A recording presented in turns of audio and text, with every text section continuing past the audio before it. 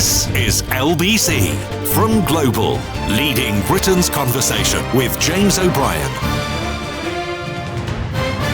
Very good morning to you. It is 3 minutes after 10. I just only noticed that as I was making my way down the stairs. That they are, historically, the two subjects most guaranteed to bring all manner of criticism and abuse to my door. The conversation about transgender people and the conversation about Israel's policies in Gaza in particular at the moment. So I will be accused in the course of the next 2 hours, of transphobia, whatever the opposite of transphobia is. I hate misogyny, probably, I think.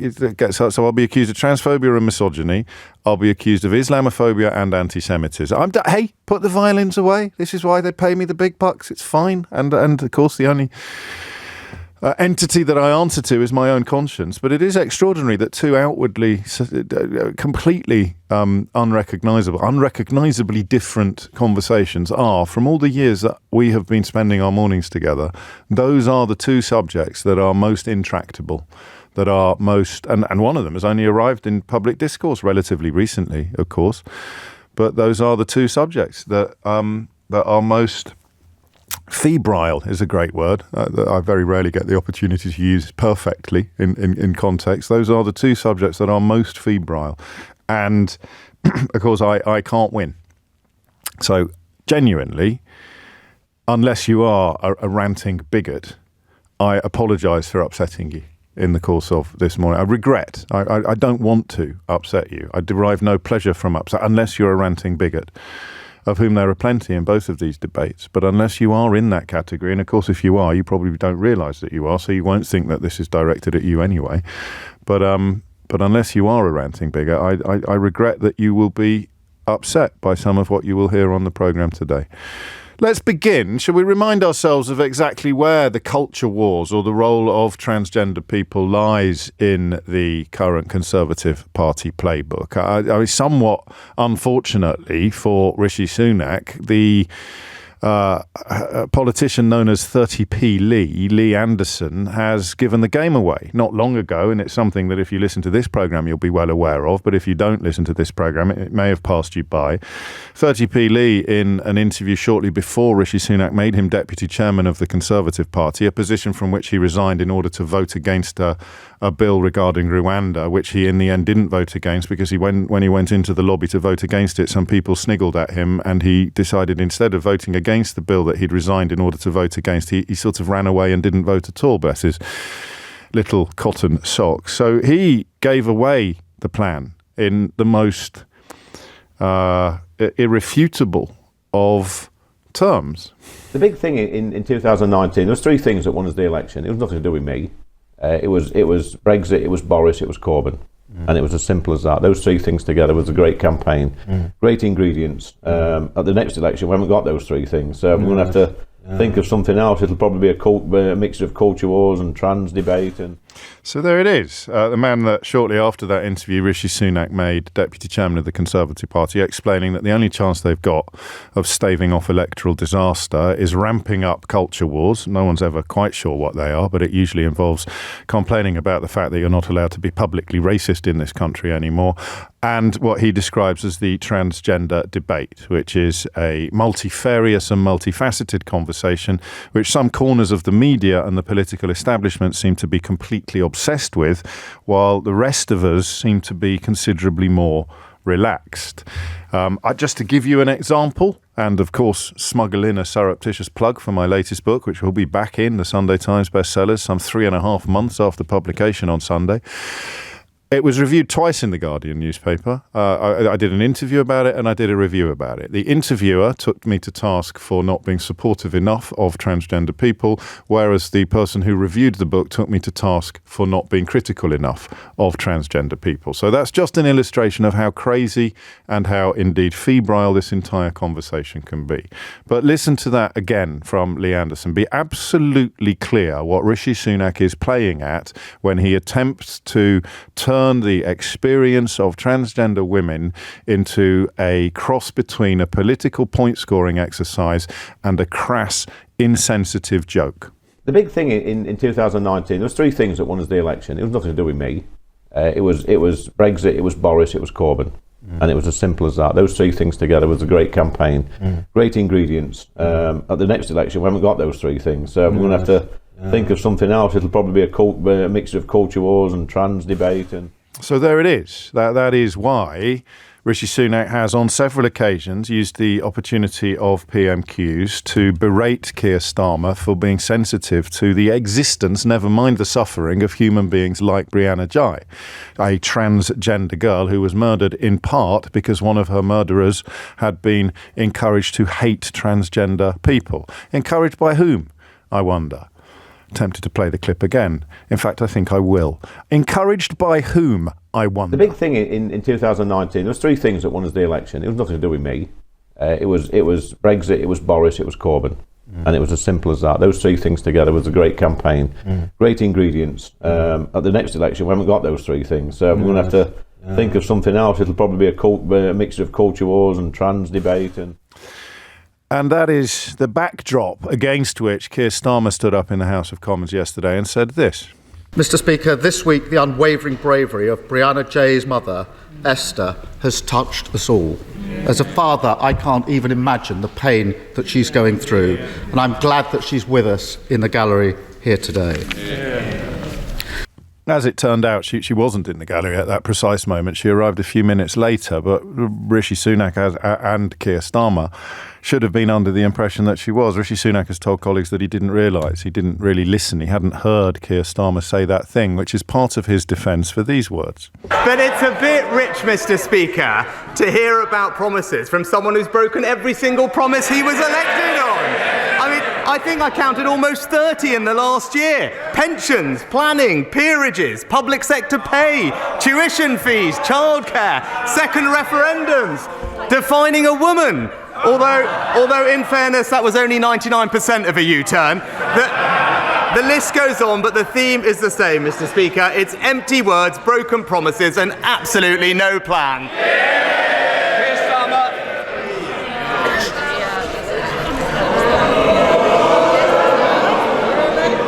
Of all the weeks to say that, when Brianna's mother is in this chamber, shame, parading as a man of integrity when he's got absolutely no responsibility.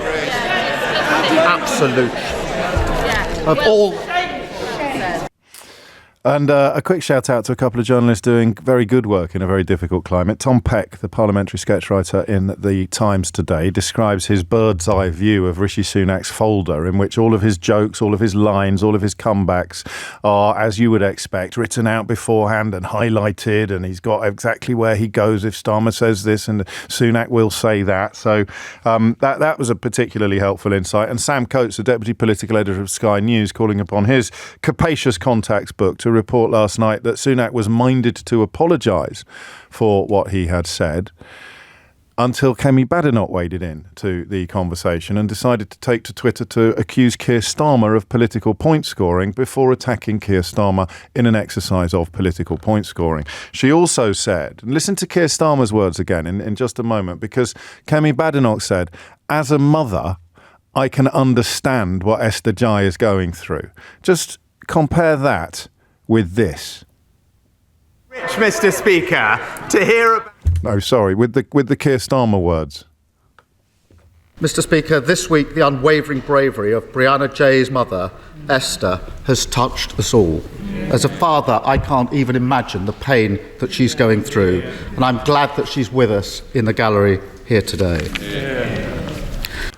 So Keir Starmer saying what I think every sensible, ordinary, decent person would say, I can't imagine what that poor woman is going through. Kemi Badenoch, trying to score political points while attacking Keir Starmer for scoring political points, says, I can imagine what she is going through, and also doubled down on the original gaffe, seems too mild a word, doesn't it? Doubling down on the original faux pas, I don't know, what's the correct word to use?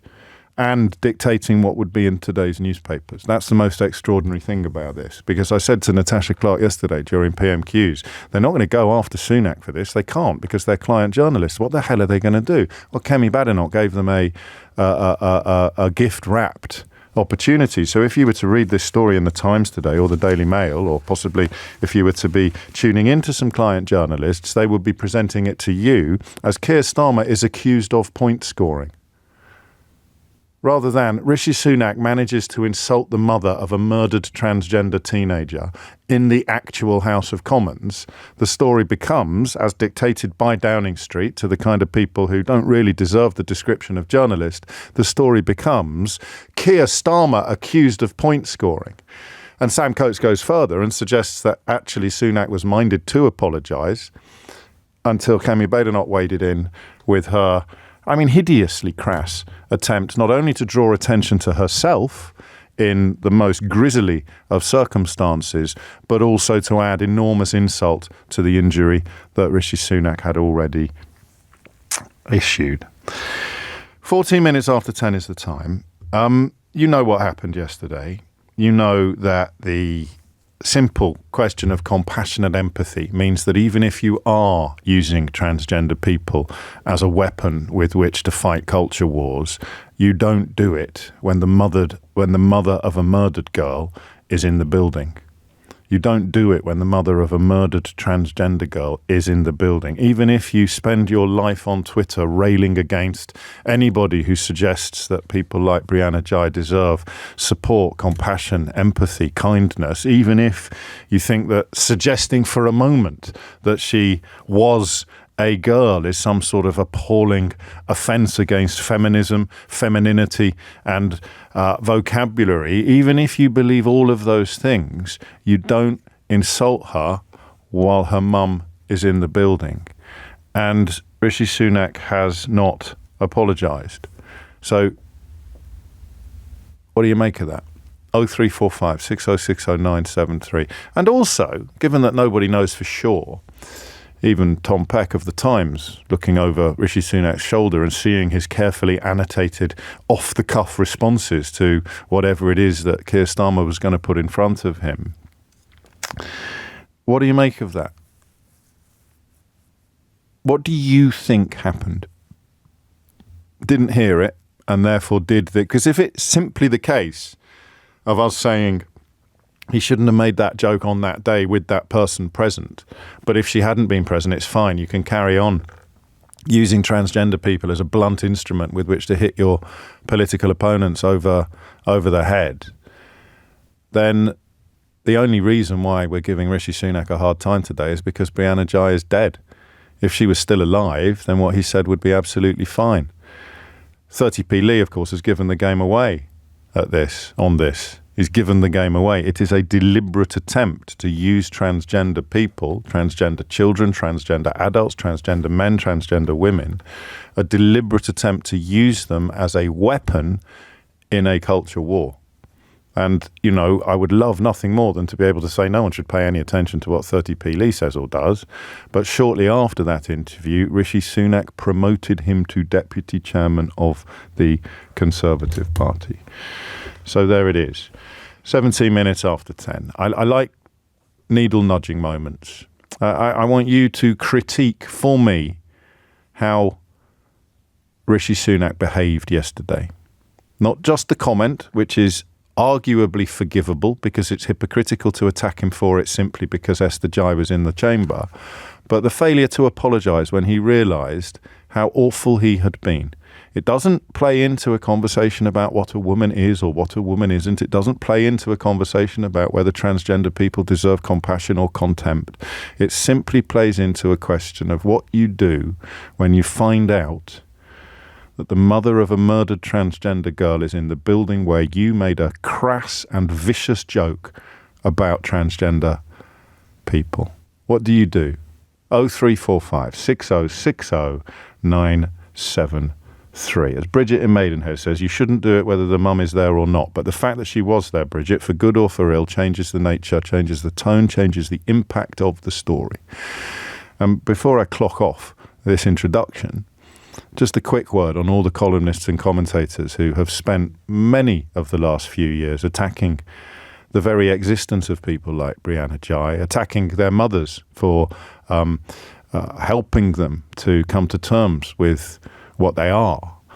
All of those commentators and columnists clutching their pearls not only at the murder but also at yesterday's intervention from Rishi Sunak. I'm afraid that crass comment from Rishi Sunak, that's on you. James O'Brien on LBC. James O'Brien on LBC. 10:21 is the time. You're listening to James O'Brien on LBC. And it does seem that the conversation about transgender people only ever manages to assume civilised terms when one has just died. There was another case some years ago where a transgender woman took their own life not long after Richard Littlejohn had written a horrible column in the Daily Mail attacking her and claiming that her job as a teacher had become untenable. And briefly there was if you like, a slightly more measured and civilised conversation about the attendant issues than you might otherwise find. But Rishi Sunak, well, he waded straight into it with his size 4s yesterday, didn't he? Absolutely went in with his studs up on his size 4 football boots. You can tell I was quite pleased with that joke because I just made it twice, but no doubt someone's about to accuse me of being sizist. 22 minutes after 10 is the time. Let's get this conversation started. Peter is in Seaton Sluice. Is that a real place? Yes, James, it is. Well, that sounds fantastic. Where is it, Peter? Let me guess from your accent. Say something. Well, I don't think you can tell from my accent. Are you a native of Seaton Sluice, or have you arrived there? No, I'm from Leeds originally. I was going to say you sound like my dad. So it's never been to sound. Anyway, what do you want to say? Well, it's just north of Whitley Bay, near Newcastle. Oh, lovely. So you've travelled east then? Yes, no. West. Carry on. Okay, right. What's my point? First of all, he should apologise. Yes. What for, Peter? Well, for being so insensitive, immature, and lacking in empathy. Yeah. Which you could almost excuse the insensitive, immature. You could excuse some of that on the grounds of him not realising she was in the building, but once he's been availed of the fact, then all of those accusations land, don't they? I think. No, yeah, it doesn't matter whether she's in the building or not. This is current news, which people should be sensitive about. Just don't do a transgender joke in the week that we're discovering the full extent of a murder of a transgender girl. It's a fairly straightforward bit of advice. Of course it is.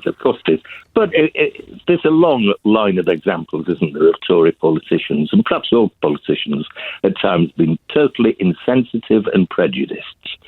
I read recently in Private Eye that about 10 years ago there was a debate in the House of Lords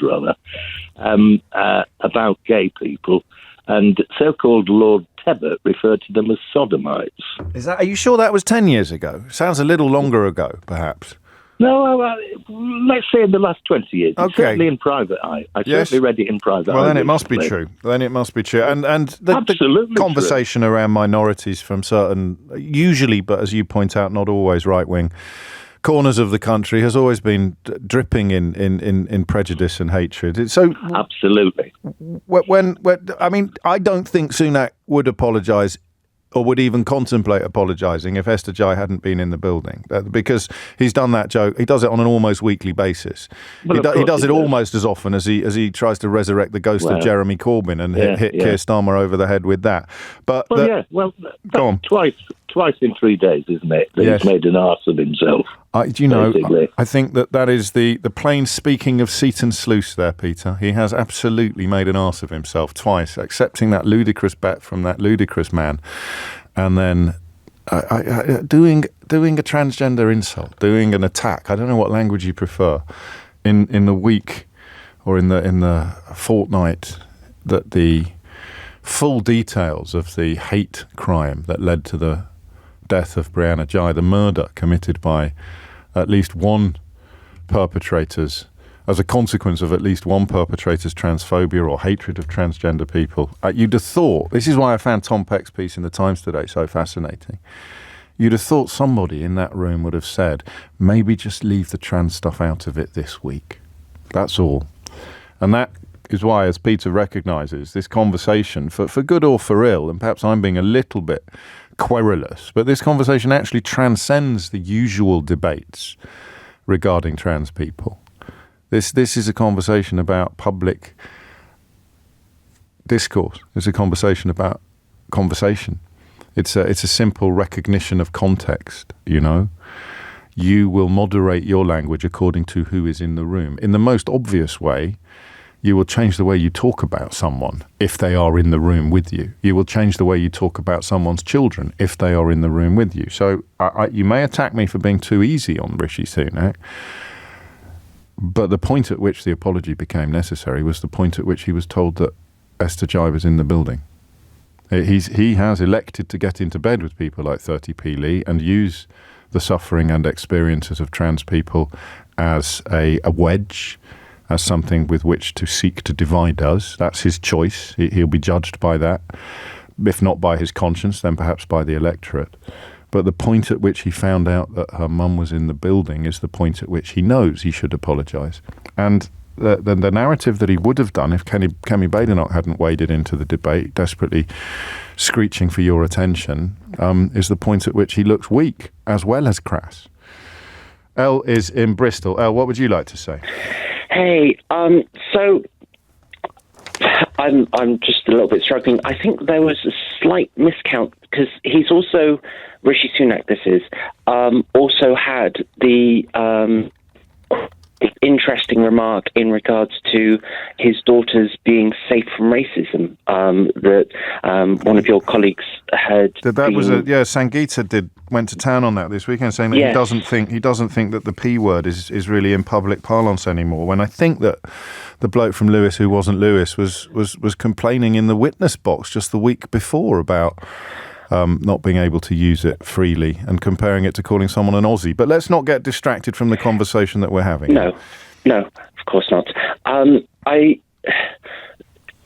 do think that he needs to apologise, and I think there's a lot of this worry and anxiety going around, and I don't know where it started, and I don't know, I don't have enough of an understanding to know where it came from, but it's, for me, as a trans person, I'm very worried, anxious about going out just because, well, I'm a very masculine presenting person. Okay.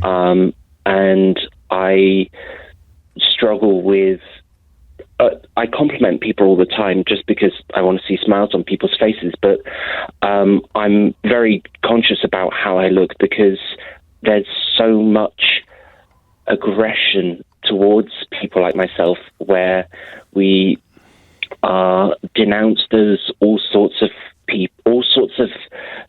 ill-begotten and worrisome people who affect the public on such deep basis. And there is no way that Sunak is, or indeed 30p Lee is unaware of the ramifications of their rhetoric for people like you. How could they not be? I mean, it's plastered everywhere, but there are, back in time, we've been here for centuries. There's Ishtar is a god of Mesopotamia, I think it is, and she, in their mythology, gave non-binary people the gift of prophecy, and I think that in of itself is a massive, flag. Yes, I mean, in terms of the historical reality of transgender people, you're absolutely right. Albeit Ishtar is a deity, there's plenty of other examples of more corporeal reality. Briefly, what difference would it make if he apologised? I don't think it would make a huge amount. But why is it important then? It's important because it's showing people that it's not that they should take accountability, and I think it could be the start of and the important bit is could. I think it could be the start of something where it's accepting and people are becoming more welcoming of people like myself who are just trying to be ourselves. And yet, there are days when I can't get to sleep because I worry about if I'm too old, if I'm too masculine, if I'm too this, if I'm too that, if I'm faking it. People are being aggressive at us, and yet we're also aggressive at ourselves. Are we right? Are we wrong?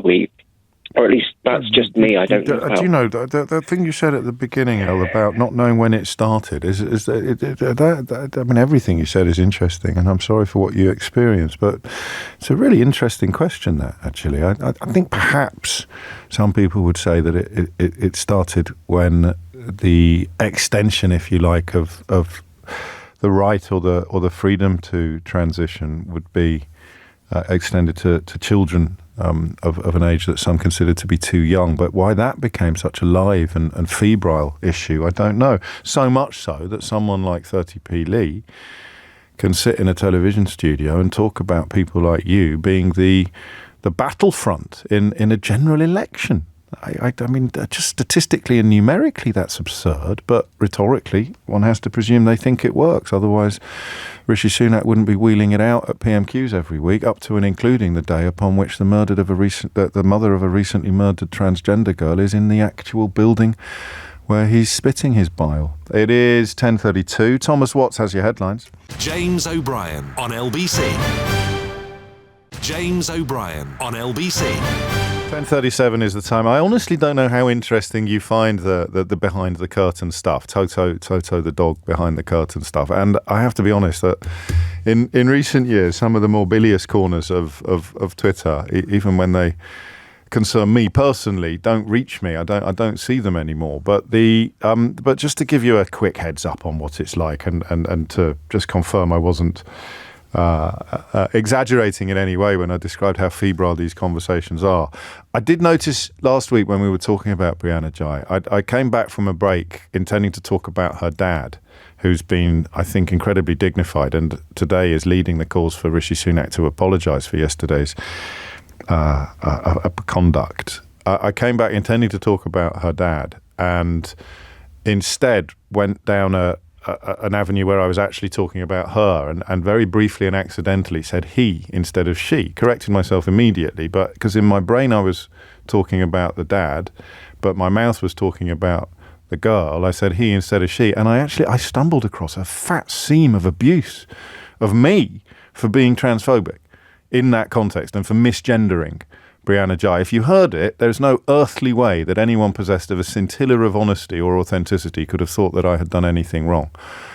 And if I'd thought I'd done anything wrong, I'd have apologised. But I thought that would be drawing even more attention to it than would have happened if I'd properly noticed it at the time.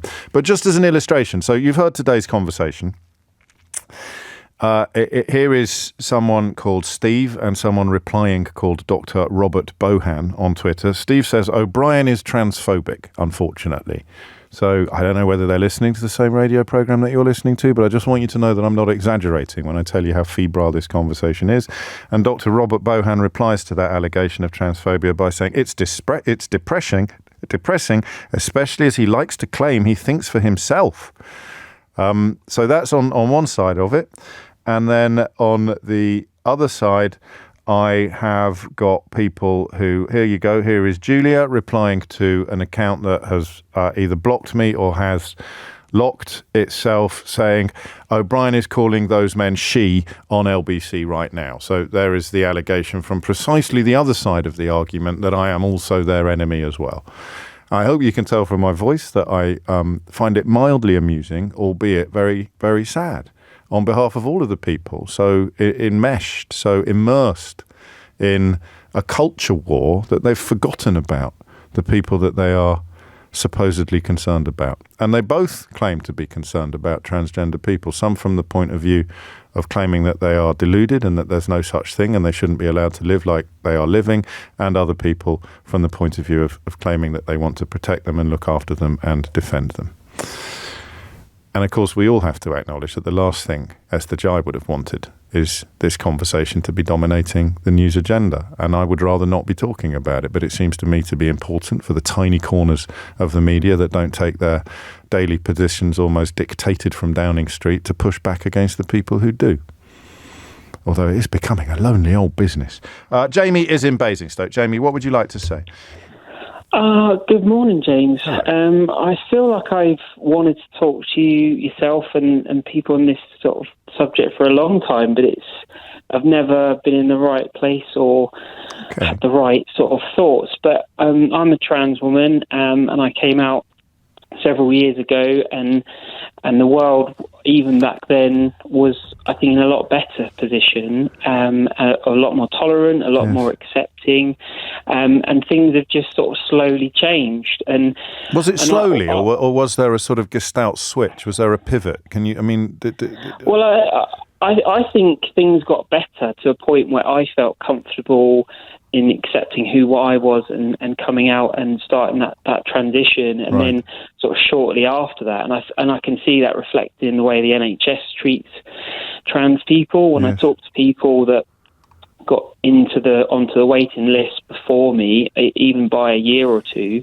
they've sort of been seen a lot quicker, whereas I'm still waiting nearly 5 years down the road, and I think it was quite a quick switch, but do we know what it was? I know this is a conversation for a different day, but you know what I'm like. Once someone puts a bone in front of me, I can't stop gnawing it. But it was when Elle said it changed. I don't know when it started. What was it? Do you think? I think it's just. I mean, I'm not going to point specific people out, but there's sort of big people, big personalities that there's sort of they follow one thing and say one thing, and they get a lot of people that jump on that bandwagon and attention. I suppose it gets the right, but there's a reason. Anyway, we're digressing. Let me steer you back to Rishi Sunak, if I may. Yeah, I mean, yesterday I was listening to your show as you went live to it and listened to the whole thing, and I was more surprised that Keir Starmer actually called it out. I've got so used to hearing Sunak and other members of the Tory party sort of denigrating and marginalising people. When I heard him say, I don't even think it was a joke. I think it was just a horrible joke's not the right thing word, is to it? say. It's using people like Brianna and indeed you as a weapon, turning you into a weapon. Yeah, and I'm so used to hearing it. I just sort of went, there they go again. And then when Keir stood up and said, hang on a minute, that's not right, I thought, great, somebody's finally stood up and said what should be said all the time. And I know it's for a different reason. I know it's because Brianna's mum was there. And so again, like I feel like I'm happy that he called it out. But there's room for criticism of him here as well. Yeah, not the criticism that Kemi Badenoch has indulged in, but not recognising the hypocrisy of attacking Sunak because Brianna Jai is dead or because her mum is in the building, but letting that we need a better word, don't we, Jamie? It's not a jibe, it's not a joke. Letting that abomination go unchallenged. Yeah, well, all the other some times. People would say his transphobic comment, and I know, I mean, when that word is used, that instantly gets people's backs up. But that's what it is. You're insulting somebody for who they are. They can't help who they are in the same way as racism and immigration. That's what you're doing. But we've got to a point where it's okay for people to say these things, and they're not called out. Nothing's done about it. It's just accepted that Sunak can stand up at a party conference and say these things and get applauded for it. Like it's the day. Yes, I think you're right. We certainly shouldn't be canonising Keir Starmer for his reaction yesterday, albeit that it was authentic, I think, and quite passionate, because, as you remind us, there's quite a lot of gaps in his record, quite a lot of flaws in his record on this issue from your point of view. But, of course, a political pragmatist would argue that he has to be conscious of the people who don't share your point of view, even deny your reality, perhaps. And that is not to defend, merely to explain. But yeah, I'm glad you've reminded us that the only reason why Keir Starmer got on his high horse yesterday was because, it's a combination of two things. one a tragedy and one a simple matter of fact. Brianna Ghey is dead, murdered by at least one transphobe. And her mum was in the Commons yesterday. She was in the gallery shortly after Rishi Sunak used transgender people as a stick with which to seek to beat Keir Starmer. He should have just apologised. And this is where it gets tricky, because there's a very strong theory that the only reason why he hasn't apologised is because Kemi Badenoch waded straight in and tried to make the story about Kemi Badenoch. A politician who is rapidly becoming Liz Truss 2.0, which is quite an extraordinary ambition when you think about it. But then when you think about it a little bit more and you look at the nature of British politics, the right wing of British media and indeed the Conservative Party, it begins to make a sort of sense. 10:45 is the time. James O'Brien on LBC. James O'Brien on LBC. 10:49. Two more thoughts to throw into the conversation. If he doesn't apologise, the Prime Minister has given a licence to trans bash, as in bashes in the head until we die. I hate to put it that way, but it's true. So that perhaps is an answer to the question of why it's important he apologises, even perhaps if it is insincere. And this from Emma on the question of when it started being such a live political issue, when even a potato-brained politician like Lee Anderson could think that transgender issues would have electoral salience. Emma reminds us, I remember when Hayley and Roy had their ceremony on Corrie back in the day. They couldn't get properly married because of Hayley's legal sex. It felt like the whole country shed a sympathetic tear. Nowadays, I can imagine the Twitter hatred it would generate. They'd call Hayley Cropper a pedo.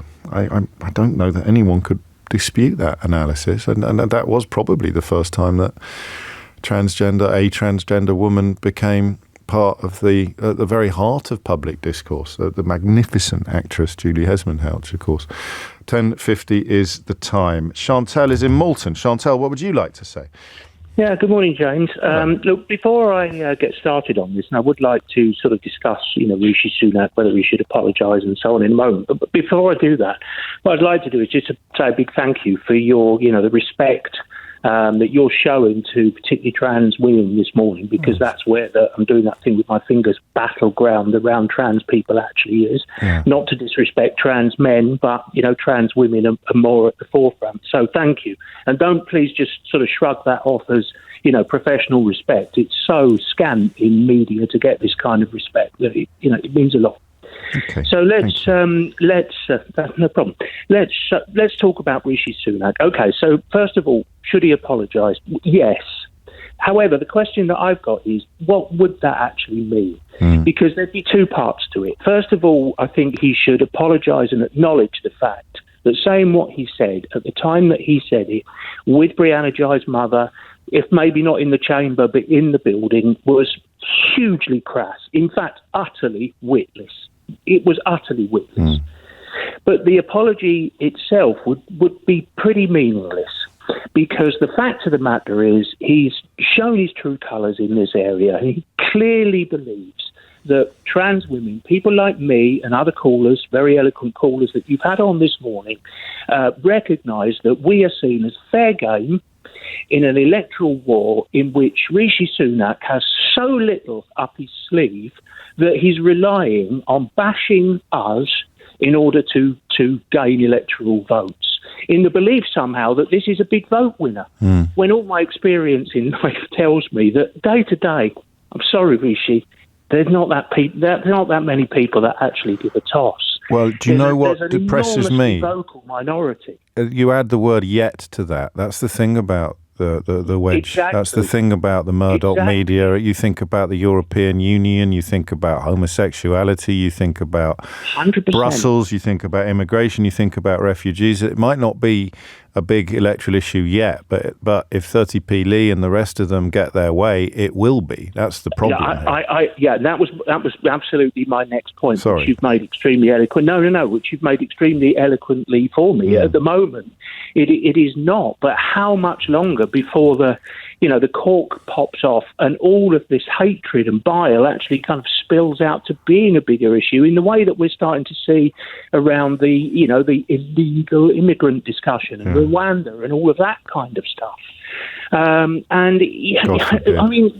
suppose the point that I'd really like to make is that I'm just an everyday kind of person with maybe a bit of a quirk about me. I just want to go about my life and live it, respecting other people, working hard, paying my rent, paying my local rates, doing all the stuff that everybody else does in a normal existence every single day. And every time that witless PM brings me up as a topic, off goes that cork again, and all the paedophile, groomer, sex pest, all of it comes flooding back out again. And you just get tired of it. Of course you do. Utterly witless. That was a really important contribution, actually. Just in the sense of it being quite quotidian, your day-to-day experience, what it actually does to you. And I don't think that people like you enter into Rishi Sunak's reasoning, and it would perhaps be naive to suggest that if he properly understood the impact of his words outside of the echo chamber, or outside of the chamber, or outside of the culture war, or outside of the parameters of a general election defined by 30p Lee Anderson, he would have the basic decency, if not the conscience, to moderate his language, to change his tone, to rein in his rhetoric. And he has the opportunity to do that. And of course, an apology would be the starting point. But I wonder whether, Chantal, the most pertinent phrase that you just shared with us was the one about how little he has up his sleeve. I love that. I'm nicking it. He's got what if you look up your sleeve? What if you go to the cupboard and that is all there is in it? Which is why I opened this hour by playing you that quote from the man that he would shortly appoint Deputy Chairman of the Conservative Party, admitting that they had nothing in their cupboard after 14 years of power with which to seek your vote other than unspecified and largely confected culture wars or abuse of transgender people like Chantal. Make of that what you will. If you're the voter that they're going for, then I think you might have tuned into the wrong radio programme, but hey, stick around. There's no point having a mind if you never change it. 10:55 is the time. Nikki is in Warrington. Nikki, what would you like to say? James, it's lovely to speak to you. I was on the front row in Manchester with your book launch. I was one of the polar bears with several layers of coats on. It was cold in there. Flipping freezing, wasn't it? I tell you what, if I had an agent, I'd have been complaining to the venue about how cold it was in that room, Nikki. It was shocking. So cold. Me and my husband are huge supporters of you, and it's just. I feel like I talk to you each day, on the radio. You do. I do, actually. And then we talk about it when he comes home from work, because I get him to listen to. That's lovely. I've called today because I have the most beautiful trans daughter. She's 24. She absolutely is the gift of my life. She has reminded me what it's to be female, because she's done so much study on it. She does creative writing. She reads and reminds me.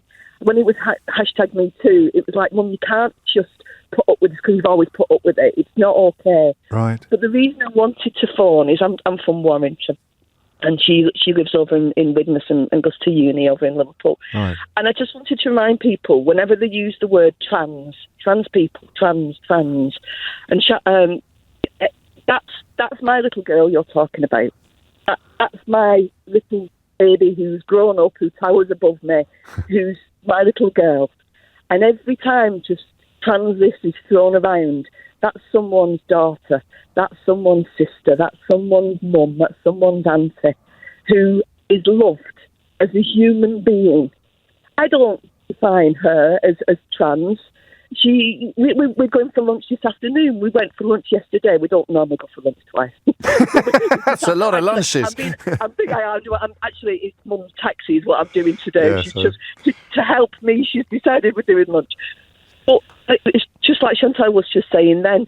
It's my baby. Yeah. I listened to you yesterday, as I do, and I cried all the way to my destination yesterday, listening to what had happened there. It feels like I was pumped in the stomach. Right. Every time someone makes a ridiculous statement, it's the effect it has on not only that that beautiful person who's listening, who happens to be going through what they're going through and transitioning over.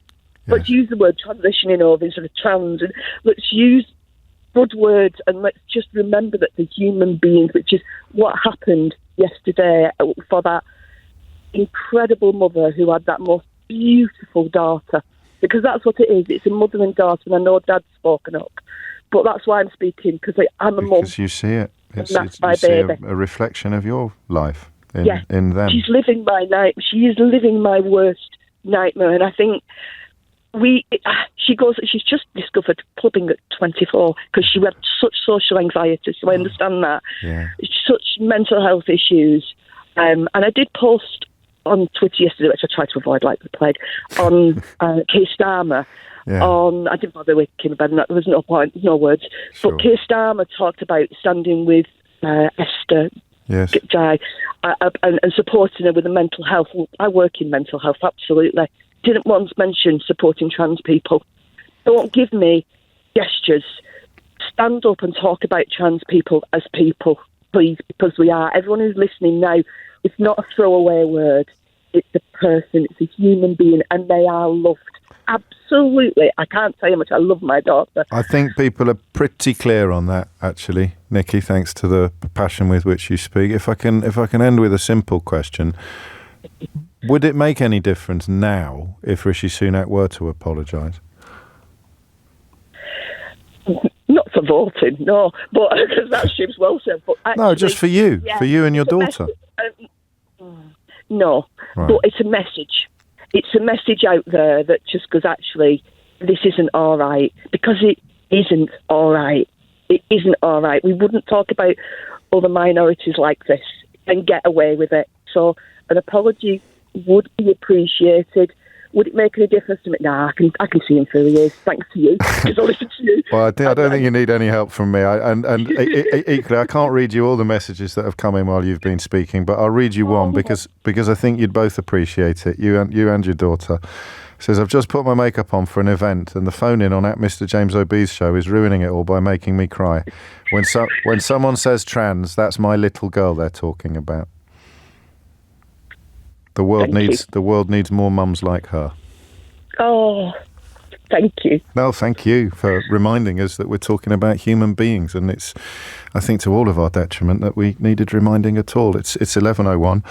I crikey, talk about a deep breath as we move away from one particularly fraught subject, although that was a powerful, powerful conversation, wasn't it? Thanks to the people that rang in, to one that is even more fraught and even more an issue of life and death. I have got a question about the Israel-Gaza conflict, and the question is a tough one that you haven't been asked before. As Benjamin Netanyahu makes it increasingly clear that he is to brook no compromise, to contemplate no ceasefire, to do his worst. The bombing now in the only area of Gaza to which people have been able to flee is underway. I worry deeply about what this will do for Israel's future. I'm not in any way minimising the 27,000 dead people and counting in Gaza, not for a minute. But my goodness me, what are future generations going to look back and see? Your thoughts on that after this. James O'Brien on LBC. James O'Brien on LBC. 5 minutes after 11, and I promise not to indulge in too much self-reflection, but honestly, if you think, and I read you examples of people listening to the same radio programme or talking about the same person and simultaneously in the same moment accusing me of both transphobia and epic misogyny. So, in for a penny, in for a pound. Let's talk about Gaza. And let's talk about it from a new perspective.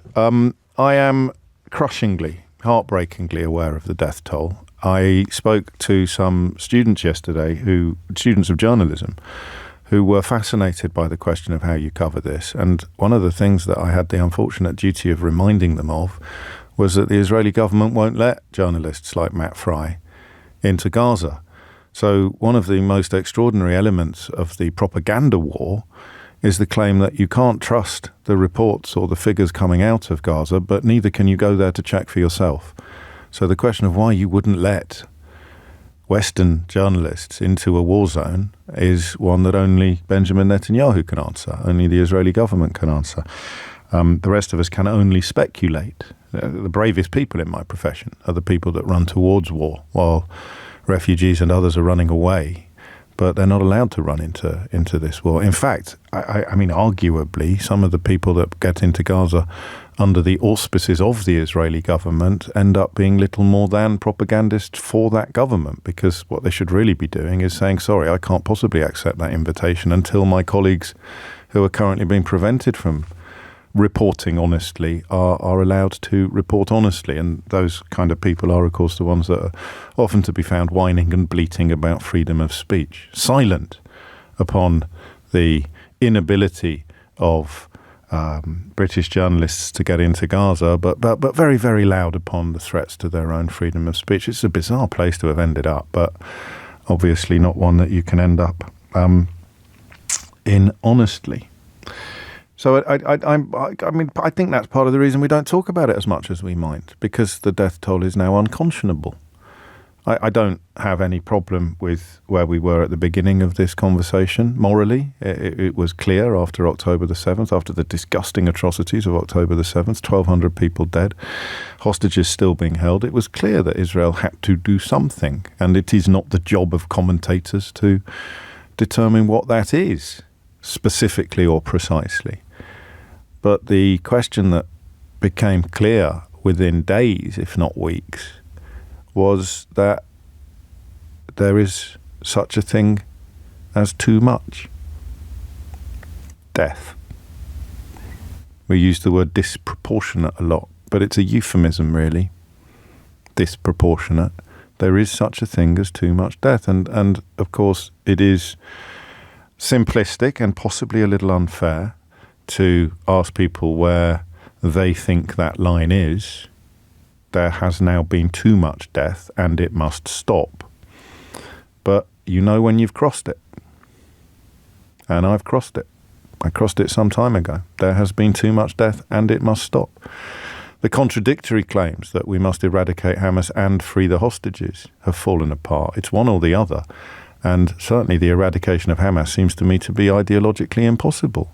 How many young Palestinian people are currently being radicalized by the killings of their family? How many? And I will take a moment again to explain why I understand implicitly, I understand in my bones why some Jewish people, whether they're in Israel or not, have to remain supportive of anything that is done in the name of self-defense. You are talking about generational persecution, the likes of which has not been visited upon any other portion of the population over the millennia that the Jewish people have endured persecution. It is not hard for me to grasp why some people think every single bullet fired and bomb dropped by Israel, every single Palestinian death is not just a price worth paying, but an actively necessary and desirable consequence of defending Israel against the existential threat that organizations like Hamas pose.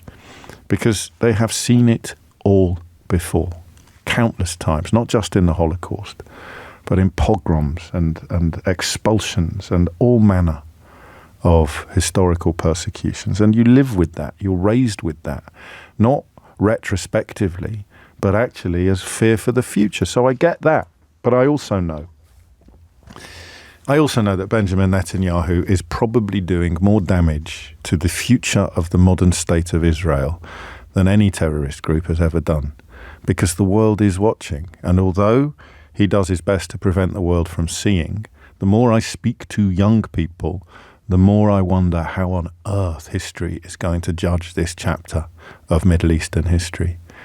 I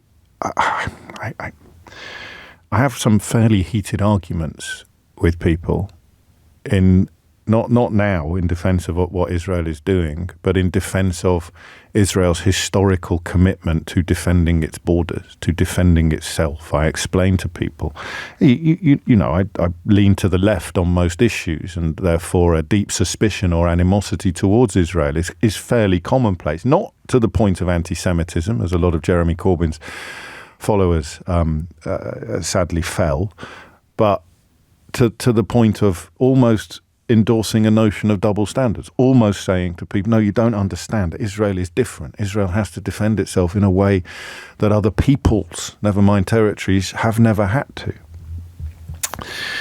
But the more I talk to young people, the more I struggle to stop worrying about what this is going to do to Israel in the years to come. What you do as a defender in the face of this carnage, in the face of today's refusal to contemplate a ceasefire.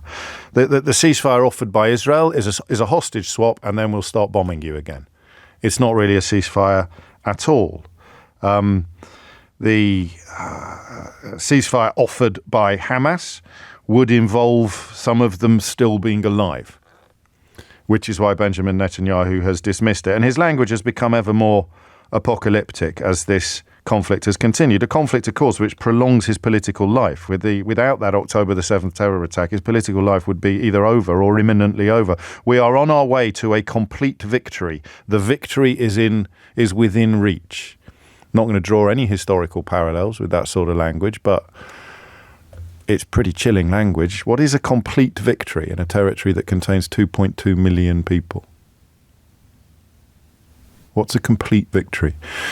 He's given the orders to the Israeli Defense Force now to move into Rafah. Do you remember when we started these conversations almost 5 months ago, and we talked about how when you told me in good faith, as a good person, that it wasn't quite as bad as some people thought because the army was warning people to move south.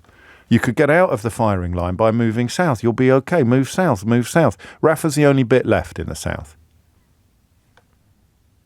Hundreds of thousands of refugees cowering in Rafah. The lucky ones have tents. And now the IDF, now the Israeli Defense Force is moving in there. It has been widely and reliably reported that Antony Blinken, the US Secretary of State, has warned Netanyahu against sending forces into Rafah. Even the Daily Telegraph, full-throated in its support ordinarily of everything that Israel does, reports this morning that it is the last remaining pocket for the ground offensive where hundreds of refugees are cowering. And Netanyahu's response is there will not be any sector in Gaza that will not be covered by the Israeli offensive. There is, in other words, no limit upon how many civilians can and will and must die in Benjamin Netanyahu's mind in pursuit of what he ludicrously describes as a complete victory. Because this victory can never be complete unless it unfolds in a vacuum, unless it is, quotes, achieved, end quotes, without the eyes of the world upon them. 2.2 million people who cannot get out. And by all means, lay some of the blame for that upon the Egyptian government. But the Egyptian government isn't killing them, or blowing up their homes, or displacing them, or relocating them, or preventing them from getting medical help because the hospital's in pieces. And the more you talk about it, the more you understand why the Israeli government would be so desperate to keep British journalists out of Gaza. It's bad enough working with what we do know, and I fear we don't know the half of it. And I stress that this conversation is weighted towards concerns about the future of Israel, but that is not in any way to diminish, dismiss, or forget the incomparably worse current experiences of the people of Gaza. But that's how I want the conversation to unfold today.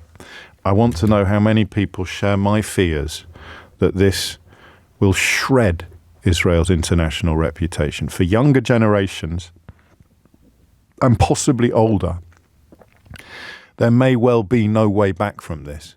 You try and explain to an informed, compassionate 18-year-old why Israel is doing what it's doing, and get back to me. It was hard in October. By the end of October, it was hard to do that. By the end of November, it was very hard. By the end of December, it was getting close to impossible. At the end of January, it was impossible. You know what teenagers are like. You know what intelligent, inquisitive, curious people alike, whatever their age. Yes, but why? But why are that? But so that's my fear. That's my fear, is that beyond and behind the unconscionable killing of countless Palestinian people, Benjamin Netanyahu is doing untold damage to the future of Israel. Tell me I'm wrong. On 0345 6060 973 is the number you need. Or tell me I'm right and how that makes you feel.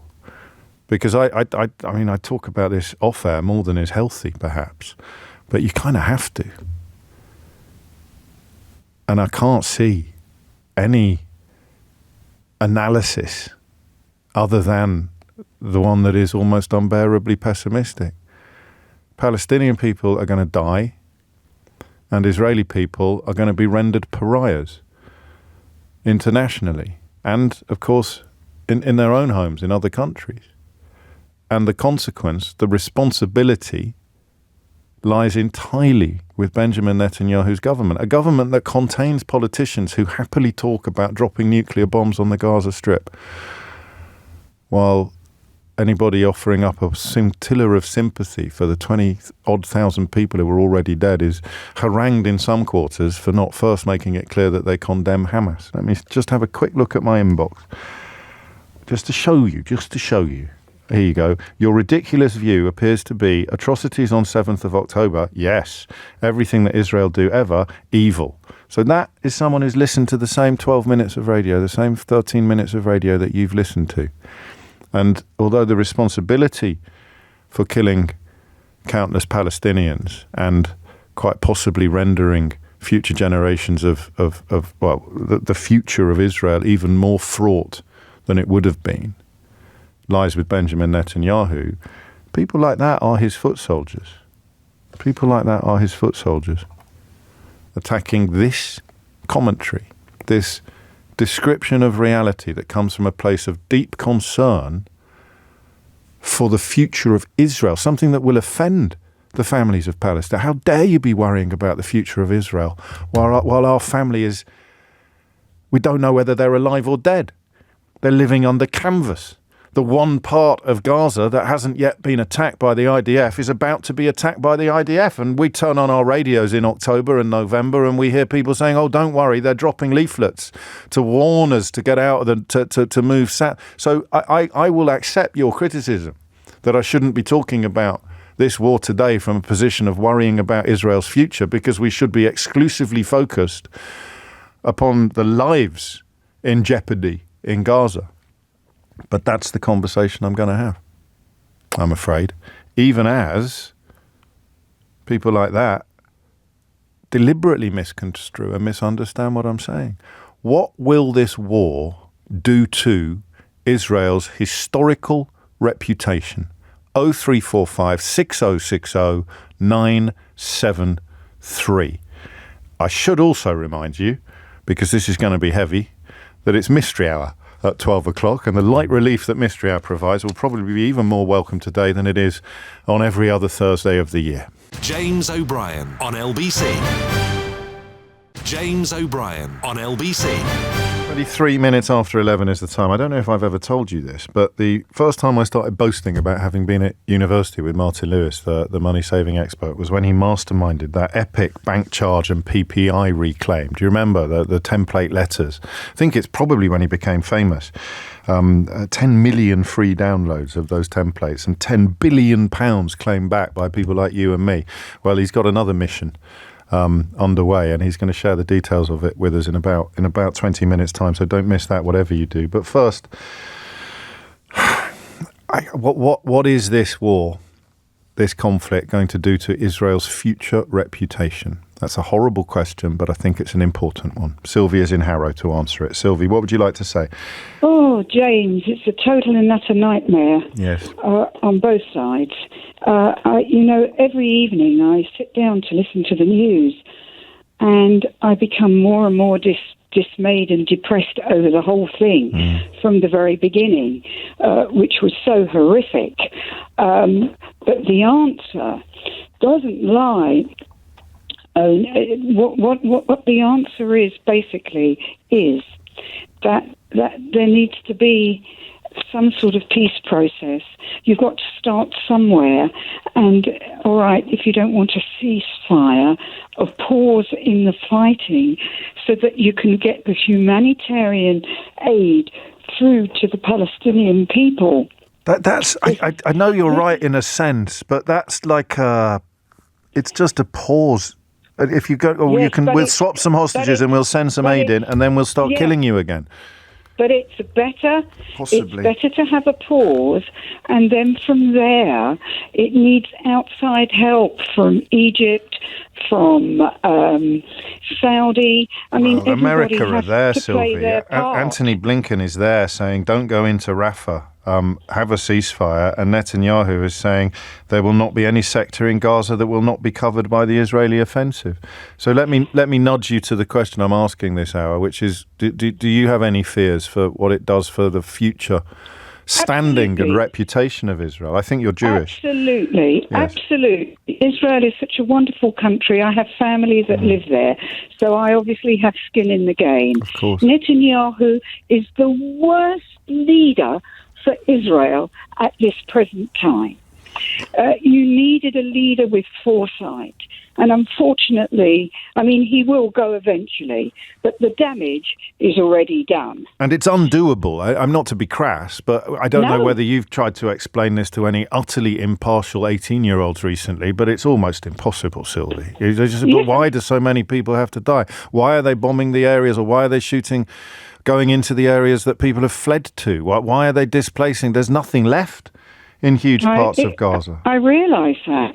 And this is what's so terrible. But obviously, I understand that Israel has a right to defend itself. Yes. But this has gone, in my opinion, as a Jewish person born here, far too far. And he insists he hasn't finished. In fact, some of the language he uses suggests he thinks he's barely started. And this is why last night I felt so sick. I couldn't even sleep properly. I'm sorry. It's so disturbing. Yes. So I don't want you to think that, Jewish people, and of course it's bad for the diaspora, the Jewish diaspora all over the world as well, because it plays into anti-Semitism, doesn't it? Of course it does. And the whole thing is, I just don't know what the answer is now. This man, I mean, I say it myself, he is a criminal. He really is. He took his eye off the ball in the first place. Where was the security? The security was supposed to be the best in the world. How could Hamas do what they did? And I suppose the longer the war goes on, the further into the distance those questions retreat. Just to sort of put another layer of self-interest on Netanyahu's motivation, not just political survival, but the longer the war goes on, the longer the questions about how on earth this atrocity on October the 7th could have occurred, those questions are postponed. Sylvie, thank you. I know that wouldn't have been easy for you, and it is a far from lonely position that you extol, although it's one that's not often properly reflected in a lot of the coverage in this country. There is one of the former captives who was released in a deal last year said yesterday, "My friends are still there in Gaza. Some of them haven't survived. I turn to you, Mr. Netanyahu. It's in your hands. I fear that if you continue with the attempt to, quotes, dismantle Hamas, end quotes, there won't be any hostages left to save." So again, because I want you to know what this conversation is like from where I sit, I'll read you another text, another very unkind text. "Your view on Netanyahu is lazy. If he wasn't in power, the stated aims of the war would not be different, as they are necessary. Your focus on Netanyahu being the sole cause of this situation is a thinly veiled projection of age-old blood libel against Jewish people." So I appreciate you didn't sign your message, but you're accusing Sylvie of blood libel now, even as she worries about her relatives living in Israel. You're accusing Adina Mosh of blood libel, even as she talks about her friends who have been killed in Gaza by Hamas, even as she reflects upon her release as a hostage and calls upon Benjamin Netanyahu to change course, to change tactics. So this is kind of what I mean by the point of no return, the point at which Netanyahu has betrayed you. And you've reached that point when you find yourself accusing a released hostage of a blood libel because you're so cross about a radio presenter in London describing the reality of what is happening on the ground. And your conscience is going, I'm still cheering for this. So you have to lash out. And that's fine. Lash out at me, but you can't accuse me of projecting an age-old blood libel against Jewish people without also accusing Sylvie and Adina Moshe, the released hostage. It's 11:30. Thomas Watts has your headlines. James O'Brien on LBC. James O'Brien on LBC. 11:34 is the time. Mystery Hour, of course, on the way at 12. Martin Lewis joining us in about 12 to 13 minutes' time with, you will remember his enormous success in helping people get back money from bank charges and PPI. Do you remember with every advert on LBC at one point? Do you remember? Have you been missold, people? That was all down to Martin, I think. He's got another potential bonanza for ordinary people in his sights now, and he'll be sharing the details of that with us shortly. But back to this horrible question about when it is finally over, as it surely must be, although God only knows what it will be, what it will be when it's over, how many Palestinian people will be dead, how much of Gaza will be razed to the ground, but it will end. And although we can only imagine what Gaza will look like physically, what will Israel look like reputationally, morally, internationally? I've got a horrible feeling it will be bad. Louise is in Oxford. Louise, what would you like to say? Hi, good morning, James. Oh, so good, damn it. We'll have a go, but if he becomes too intrusive, we may have to move on. Okay. Carry on. Thanks for taking my call. You're very welcome. I'm sorry because I'm quite emotional about this, so if I become too unclear, essentially I agree with you. And I am concerned about the future of Israel as well as the future of the Palestinian people. Yes. I suppose what the future looks like a serious de-radicalization program for Israel. We often talk about the importance of de-radicalization of terrorist factions like Hamas. But recent polls show that young Israelis, 18-year-old Israelis, are more right-wing than Israelis in their 60s, right. Which just goes to show that the propaganda of the Israeli right wing has been successful in its mission to radicalize the population. Mm. I suppose you put me in a slightly difficult position. You couldn't argue that they've lived with more of a threat to their safety and security than the older generations did, could you? That wouldn't quite work. So it is rhetoric, and you see the youthfulness of many of the people gathering at that conference a couple of weekends ago when many members of Netanyahu's cabinet were encouraging of the notion of sending settlers into the Gaza Strip. So you're right, the polling supports you, and that paints an even grimmer picture perhaps of where Israel will sit internationally in generations to come. I would like to put something in perspective, if I may. Yes. I was a school teacher, but I'm a historian by background, and sometimes in the summer I teach them history or policy courses. And I often have teenagers, like you were saying earlier, how do these intelligent people, they say why, they say how come. Exactly. And this just goes to show that human beings are capable of this behavior, of this destruction, any kind of human being. Of course, I'm sympathetic to the Jewish reality, which you so often put is one historically tainted by pain and persecution. But there is no brand of people that is more capable or less capable than this, meaning the moment our eyes are off the ball, this is on us. You say, how can this happen? Weren't the German people aware of what was happening? Yes, to many extents, the record is there to show they were quite aware, maybe not of the entire perfect extent, even as we are not of what goes on in IDF conversations behind closed doors. Can we say we know everything? Of course not. But human beings do this to other human beings. And this Israeli right wing, extreme right wing, is a new phenomenon. It's not a historic, dare I say it, a fascistic line of Israel is new, and the polling is there to support that it has not always been like this. And worse, James, it puts Israeli lives at risk. They have to answer for making their country more dangerous for their own citizens. Well, that is the crux of it, actually, I think, and that is the reason why this conversation is quite important, because you can talk about the necessity of eradicating Hamas, although many people in Israel and beyond are now questioning or critiquing that the authenticity of that ambition, certainly when seen alongside the claim that you want all of the hostages to be released. But what we talk a lot about what Gaza will look like when this is finally over, but we should also talk, as Louise has just done, about what Israel will look like. Not physically, not architecturally, not even in terms of death tolls, but just in terms of where it will sit internationally. Thank you, Louise. I'd quote Gershom Baskin as well, who was one of the negotiators who helped secure the release of a soldier called Gilad Shalit in 2011. He was being held by Hamas as well.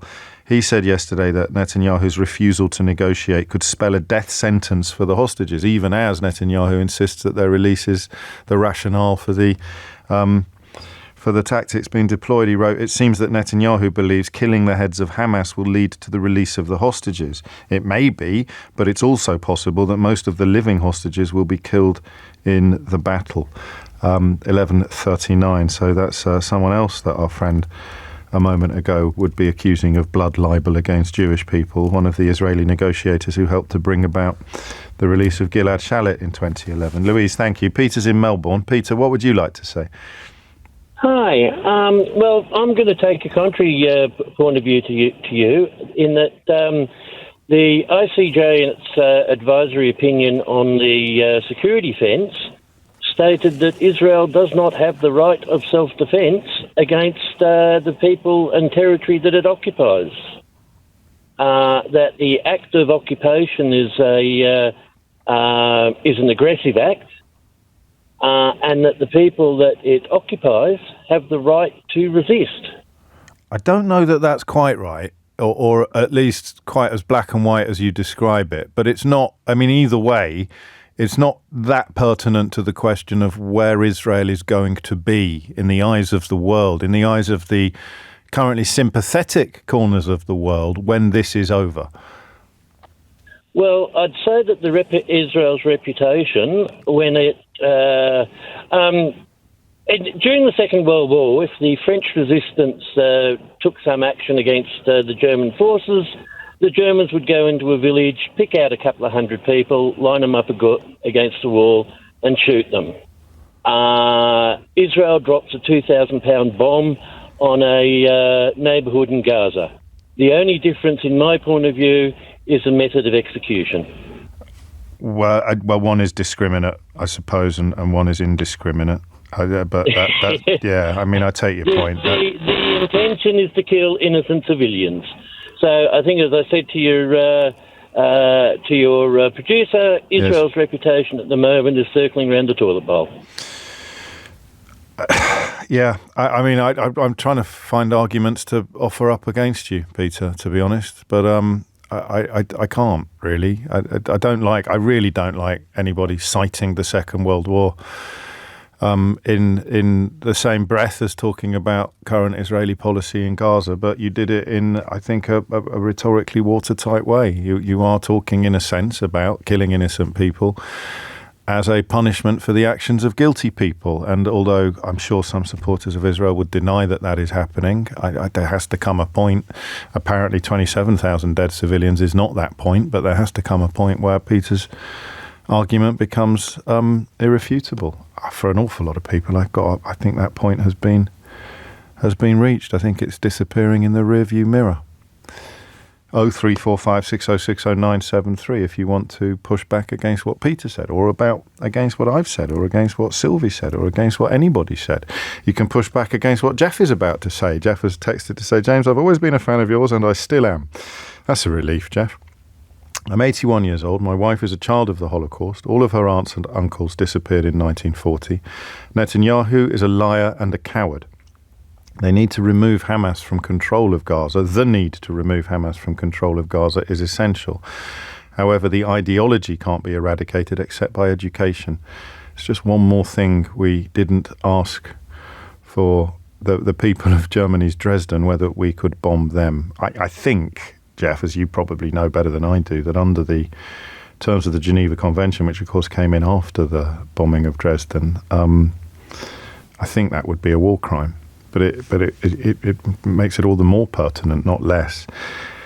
Jim's in Colchester. Jim, what would you like to say? Hi, James. Sorry, I'll have to be slow with my words. I'm a bit under the weather. Okay. I just wanted to bring up, not only did this sort of destroy Israel's reputation, not that it had an amazing one, but also the West's reputation. I think we're already sort of post-Iraq war very diplomatically and morally scarred. It is. It's a terrible phone line. I'll give you an opportunity to improve it while I précis what I think you're saying. And that idea is that Netanyahu essentially has poisoned all of the people that offered him support in the early days by going so much further than anybody is prepared to countenance, although there's nothing now they can do to stop him. This paragraph in the Telegraph today, I think, speaks to what you're saying. Mr. Blinken and the US have been pushing for a ceasefire, and reports suggest he warned Mr. Netanyahu against sending forces into Rafah, the last remaining pocket for the ground offensive where hundreds of thousands of refugees are cowering. And Netanyahu's response is to say there will not be any sector in Gaza that will not be covered by the Israeli offensive. I don't know whether it's a proverb or a figure of speech, Jim, but that idea of not being able to control what you have unleashed is perhaps the lesson that Joe Biden and Antony Blinken and Rishi Sunak and even to a point Keir Starmer are learning. I think that's what you're saying. Yeah, sort of along those lines. But I also wanted to bring up sort of what happened in Ukraine. I don't know if Putin personally brought it up, but many of his supporters and his ministers did. About the Iraq war. So I think we're already at a point of diplomatic and moral weakness in light of that.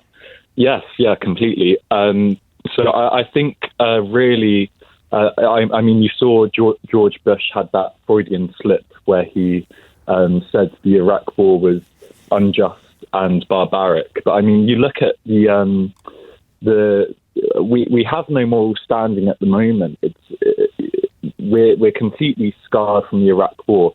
I also think we should talk a lot about the effect of apartheid and oppression that it has on a people. I look forward to doing that phone in, Jim, but with respect, as I've had to steer a couple of other people back onto the course that we are pursuing, that's not the phone in we're having today. The conversation about what would change for the modern state of Israel as a consequence of this latest conflict is determined by what is currently happening in Gaza, the historical context you describe.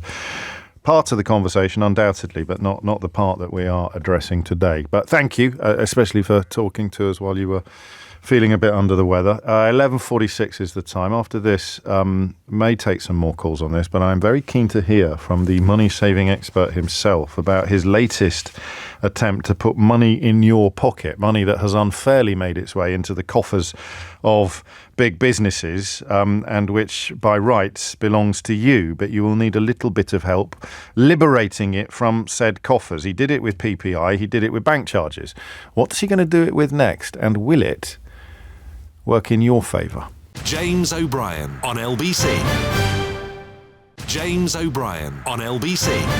10:12 is the time. You are listening to James O'Brien on LBC. I'm pretty sure that I didn't even know that I had been at university with him, but I started boasting about it when that bank charges and PPI campaign was in full swing. And we'd do it on the radio back in the mists of time. And the number of people who would say, all I did, I just downloaded the template of a letter and I sent it to my credit card company, or I sent it to my bank, and I'm thousands of pounds in the black. And the architect, of course, of both of those campaigns was the money-saving expert, Martin Lewis, who joins me now with, well, you've written another template, Martin. Well, it's more than the template, actually, this one, if I'm honest, because do you want to know the problem with template letters that I discovered in those early days? You know I do. About 15% of people who sent them left in the your name, your address and the details. Worse. Oh, dear. And 5% of people just sent the template letter without putting their details in. Oh, now, Lord. actually, if you think about that, that shows that these people who were ripped off by the giant financial institutions of state by systemic, deliberate, scripted mis-selling and unfairness were some people who had mental capacity, mental health, literacy issues, onset dementia, so many of those that they did not even understand that when you have a template letter, you need to put your details in it. Lordy. So this time, we've actually built a tool that you have to answer questions, generates the letter, fills in who you need to send the email for, because I wanted to try and reduce the number of people who simply didn't understand what to do, try to make it much easier. I mean, I have to be honest, this has surprised even me, the numbers. We're going to talk, it's about car finance reclaiming. It's a hidden scandal of hidden commissions on car finance. Just to put this in context, we launched this at 7:30 on Tuesday night. So we've had one full day. So the figure's up to midnight Wednesday night. So one full day, 262,000 complaint emails sent. We estimate 40% of those people will actually have had the discretionary commission arrangements, which is where the mis-selling comes from, and an average payout will be £1,100, which means after one full day alone, you're talking £115 million is the predicted payout once this comes to maturity in September. This is big. It's, well, evidently. And we are addressing anyone who bought a car, van or motorbike with a finance agreement before the 28th of January 2021. Correct, or camper van, any motor vehicle, and you had to have. You have a history with camper vans, don't you? Caravans was me, and sadly, as many people have asked, because I used to sell caravan awnings, my first job, but many people have asked me, they're exempt. You can't do this, can't do it with the caravan because they don't have a motor. It's got to have an engine, so anything with it. So car, van, motorbike, camper van, before 28th of January 2021, check to see if you're on finance. On PCP, right, or hire purchase, not leasing.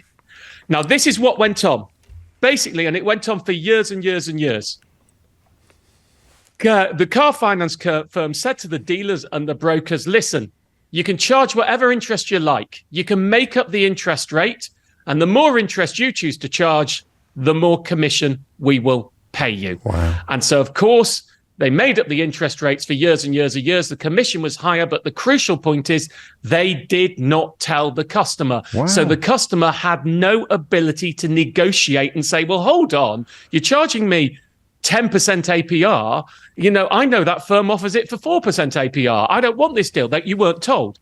So that's what it is. Now, as I say, on car finance deals before that crucial date when the discretionary commission arrangements were banned, which is the 28th of January 2021, about 40% of them had this DCAs. We're talking all the big companies, Black Horse, Barclays, Mercedes Finance, BMW Finance, whether it's with the finance house or whether it's with the car dealership's own finance company, all of them count. The most important thing to understand here is if you had one of these agreements, you have no way of knowing if it had a discretionary commission arrangement, because the whole point of the mis-selling is you weren't told and it wasn't broken out.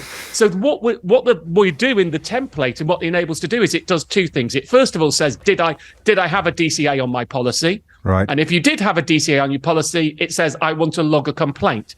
Now, what's the underlying of all this is in January, the regulator launched an investigation into this huge potential systemic scandal. When the regulator does that, a big public investigation, when you read between the lines, that means it's probably pretty close to having made up its mind because it just doesn't do. I mean, it's taken 3 years to get to this point since it banned it. What it's doing now is it now has investigatory powers to go into some of the big firms to say exactly what they were doing. It plans to report in September.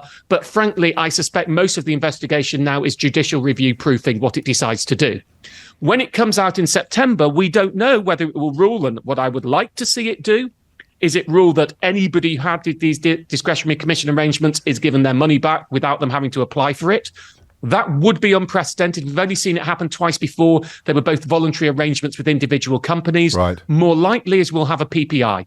Complain, get your money back under certain rules, under a deadline. So why am I telling people to get the complaint in now? Simple. We don't know the time limits. Okay. We don't know if there'll be a backstop that you can only complain to certain. So if you get your complaint in now, having logged your complaint, it's very simple to do. If I had one of these, I want to put in a complaint.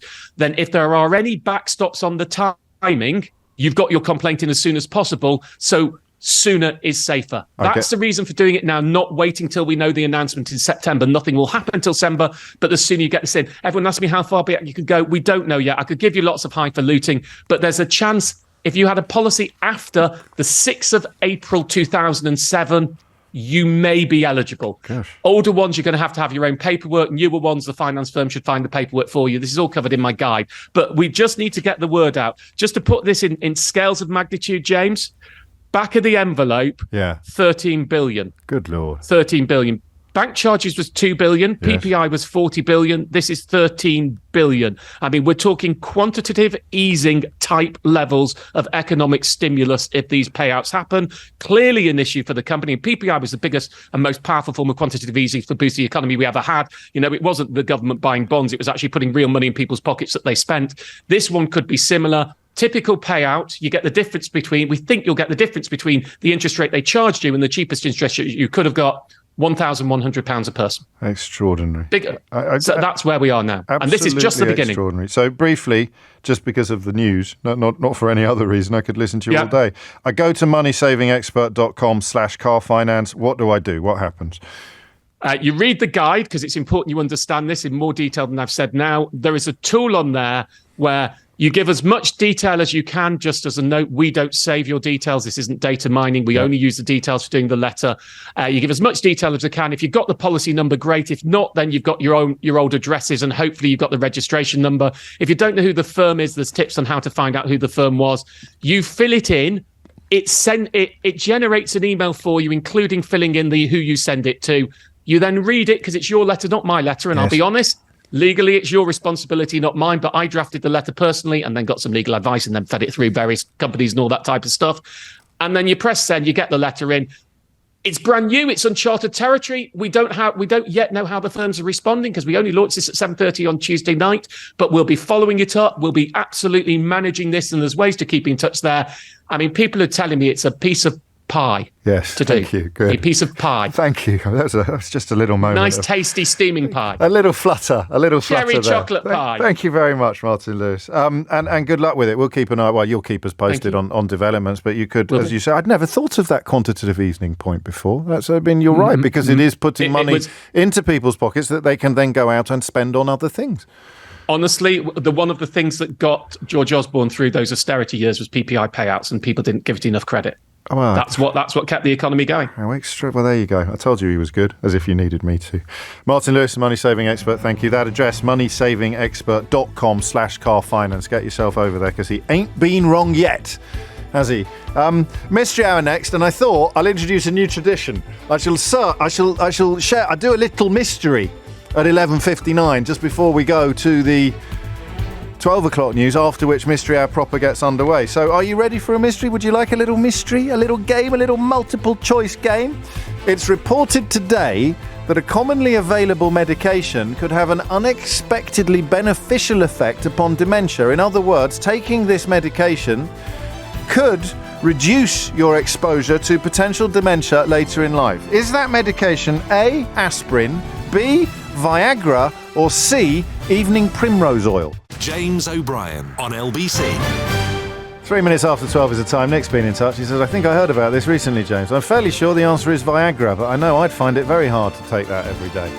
Thank you, Nick. Badum Tish. You're right. The answer is that Viagra reportedly may help stave off Alzheimer's by a factor of about 18%. And there's an awful lot of self-appointed comedians out there today. I can tell you Keith beat you to this gag by nanoseconds, but Ian in Bournemouth says, that's a hard one, James. Good. I don't know what the answer is.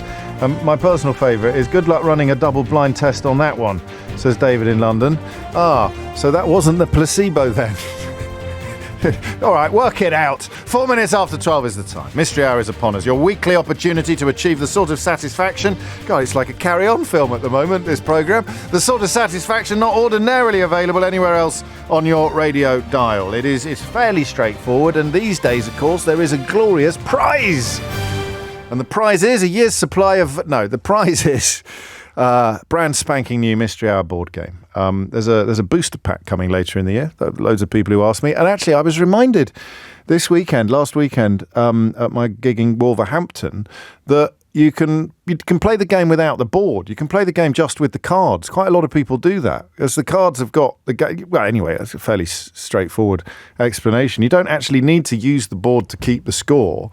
You can just tally up the cards like you would in a game of cheat or something like that, or a game of Uno, actually.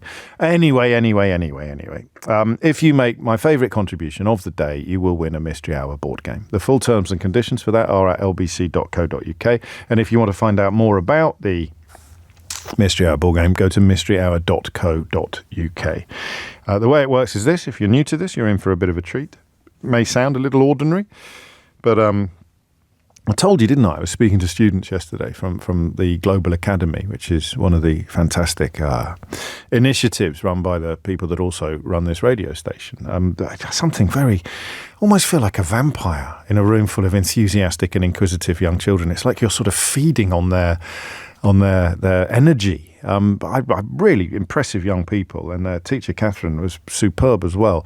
But one of them was a big fan of Mystery Hour, and it occurred to me after the session that he may not have been born when we did the first Mystery Hour. That really stopped me in my tracks, actually. And of course, it may well apply to you as well. You may have been here since the beginning. And I was speaking to a lad yesterday who I don't think would have been born when we... But anyway, we digress. People ring in with questions, other people ring in with answers. That's it. But trust me, it's a lot more fun than that sounds. Ben's in Wickford. Ben, question or answer? I have a question for you, please, James. Carry on. What were electric eels called before electricity was discovered? Because surely they existed, but we weren't aware of electricity till what? Was it Benjamin Franklin? I don't know. Might have been. Benjamin Franklin?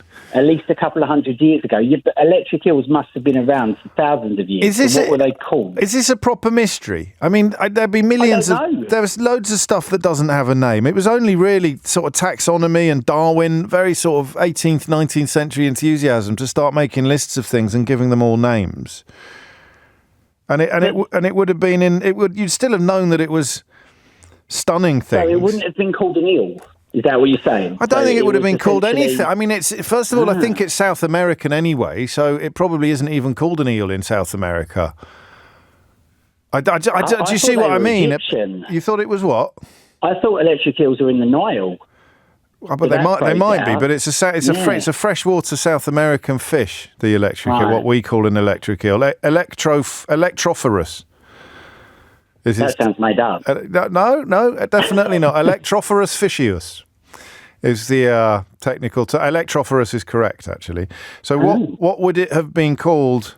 Well, did it have a name? Yeah, but what was a conger eel called before we discovered the conger? But if you touch the conger eel, it's not going to do something to you that surely people had no awareness of. But what came first? The conger eel is named the conger eel because they follow each other around the sea.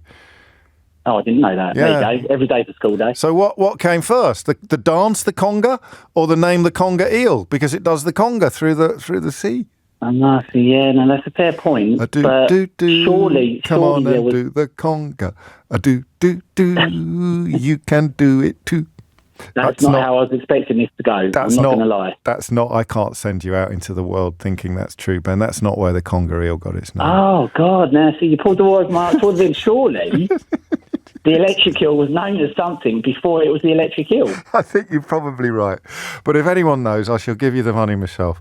I don't think... we shouldn't have corrected that, should we, mate? We should have just let that go and then waited.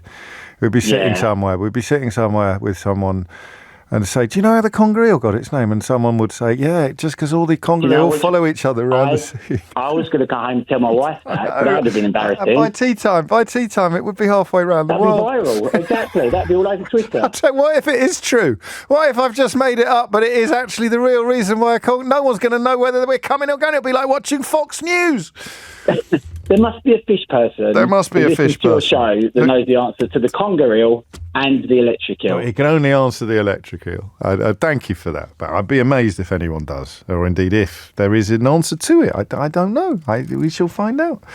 9 minutes after 12 is the time. Mark's in Bromley. Mark, question or answer? Question, James. Carry on, mate.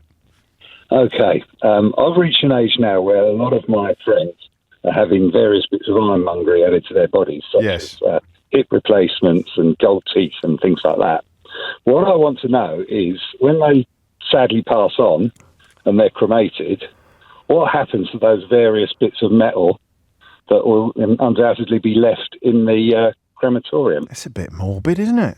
It's very, very morbid indeed, but it's been troubling me. Yeah, I can see why. Know, I can see why. Particularly the gold teeth.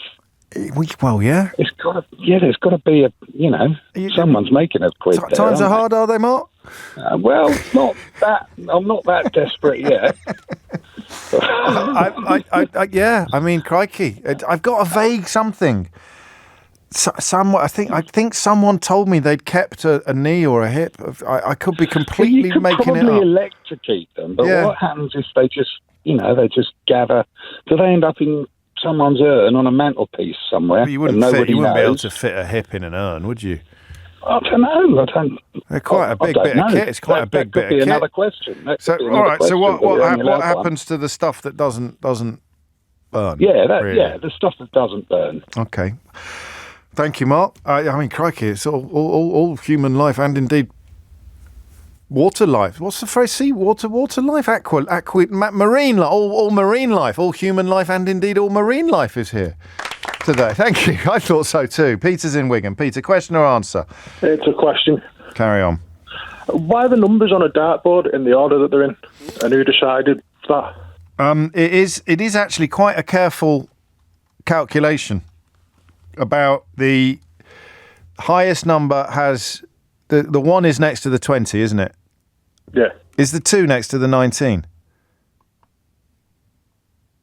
I don't think it is. What's it next to? I think it's close to the 3. The 3, the 19's next to the 3. The 2 is next to the 17. I'm not going to get this right, I don't think, but it is to make it. The higher the one you're going for, the less, if you miss by a bit, the lower the score will be. Do you see what I mean? So if you're going for 18, it's going to be 1 and 4, isn't it? On either side. So by the time you get down to something like 14, there's not any really low numbers left. So 14 sits between 9 and 11 and 8 or 11 and 9. I can't quite see the board in my mind's eye. So that's the answer, broadly speaking, but that's not the mathematical equation you're looking for, is it? No. All right, mate. You could have said yes. Yeah. So 17 and 19 for the 3. That kind of proves my point. The 3, so you miss the 3. If you're aiming for the 3, you're going to hit a big one. And if you're aiming for a big one, you're going to hit a small one. But I don't know how they finally calculate it. I shall find out for you, Peter. Okay. There might be in the board game, that one. I'm sure it's come up before, but if I can't remember the answer, then it never happened. 12:12 is the time. Simon's in Southampton. Simon, question or answer? Question, please. Carry on. If the source of a river is a trickle, like a spring, and the mouth of the river where it joins the sea is like massive, where does all the water come from? Because because a trickle is not providing that volume of water, is it? Well, it depends. If it never ends. True, but it's always running, isn't it? A never-ending trickle. But it's always running, isn't it? Yeah, but the trickle creates a channel through erosion. Yep. So you need more water to fill it. So where's the water coming from? The sky, mate, the sky. Well, you could be right. I am right, because water will always find its way to the lowest point, won't it? It will always cut, and it will cut a channel there, and into that lowest point, all the rainwater will, where once it may have just sort of absorbed blanket-like into the earth, now it's concentrated into a channel, and then it starts expanding again, and the river gets bigger and bigger. Yeah, but you only notice that when it's like a massive storm. But where else would the water come from? If I'm wrong, where else would the water come from? To which you think of a hose pipe. I am. James. I often am. Think of a hose pipe. I am. Right. If you start running a hose pipe at the top of a hill, when that water gets to the bottom of the hill, providing you run the hose constantly, you're going to have exactly the same volume of water at the bottom as you do at the top. Yeah. Right. So at some point there has to be other sources or other. Well, there is the bloody sky. All the rain. All the water in that area, all the other rivers, they're all heading down to the bottomest river. Okay. The lowest water course will be the biggest. Think of all the tributaries of the Thames, the Brent, and all the other ones. Yeah. All right. I kind of get what you're saying. I'm not taking a round of applause. I'm not having an unsatisfied customer. I'm going to. Thank you, James. No, you're very welcome, Simon. The source. Where does all the other water come from? If it doesn't, what you mentioned hose pipes. Come back a minute. You told me to think of a hose pipe. Has he gone? He's gone. Don't worry. Don't ring him back. It's not that good. I've got one of those hose pipes on the rotor. You know, the ones that Simon. You told me to think of a hose pipe. I can't get it out of my head now. The thing goes. And what I've had builders in, right, and they've borrowed my hose pipe, and what they've done, they've detached the. I've got to explain this right. You know the thing. What's it called? The thing. No, not the hose pipe, Keith. The thing that you wrap it around. It's like it's got on a thing. It's a thing. Like a spool. A spool's a good word. Like a big spool. You know the ones I mean? So you can roll it in when it's finished like that. But the spool has another hose coming out of it, doesn't it? So the spool goes to the tap, and then inside the spool there is another passage of water which goes into the hose. And they've detached the hose from the spool so that they could just use it without the spool. I don't know why. I wish they'd asked. And I can't get it back on for love or money. It's like I need to have tiny, tiny little hands. I need to borrow Donald Trump to fix my hose pipe. I cannot get... Is there a knack to it? This is not the best Mystery Hour question you're ever going to hear, but it's my show and my rules.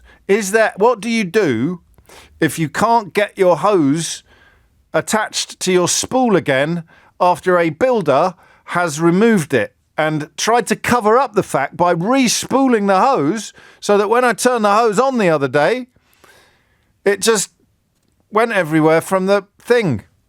I like to think the pictures are better on the radio, but I acknowledge there are exceptions to that rule. James O'Brien on LBC. James O'Brien on LBC. 20 after 12 is the time. Mystery Hour is upon us. What was an electric eel called before we discovered electricity? I don't write the questions, I just ask them. What happens to the things that don't burn after a cremation? Why is the dartboard arranged as it is, numerically? There's a Ray Liotta waiting there for Luke Littler, if he rings in. And I think this is obvious, Simon, but it's there now. Where does all the water in a river come from, given that the source of the river is usually just a tiny little spring or something? That's an odd one. I haven't even noticed it today. James writes, Howard in Hever, I love you. I listen to your show every day and I've read all of your books. But your indigestion today is really disturbing. Is that a typo? I haven't been gurgling, have I, Keith, more than usual today? Have you noticed? I've got a new smoothie on the go. I've made a new smoothie, got some kefir in it. But I haven't. Have you noticed any gurgling today? I don't think it's been any worse than usual, Howard. It might be your radio. You might need to adjust your radio, mate. Or your headphones might have a bit of water in the speaker or something. Ian's on the Isle of Dogs. Although it says here, the Isle of Dog. No, it is the Isle of Dogs, I'm told. It's definitely plural. Unless there's been some sort of Brexit down there and it's now the Isle of Dog. I don't know. What question or answer, Ian? It's an answer, James. Carry on, sir.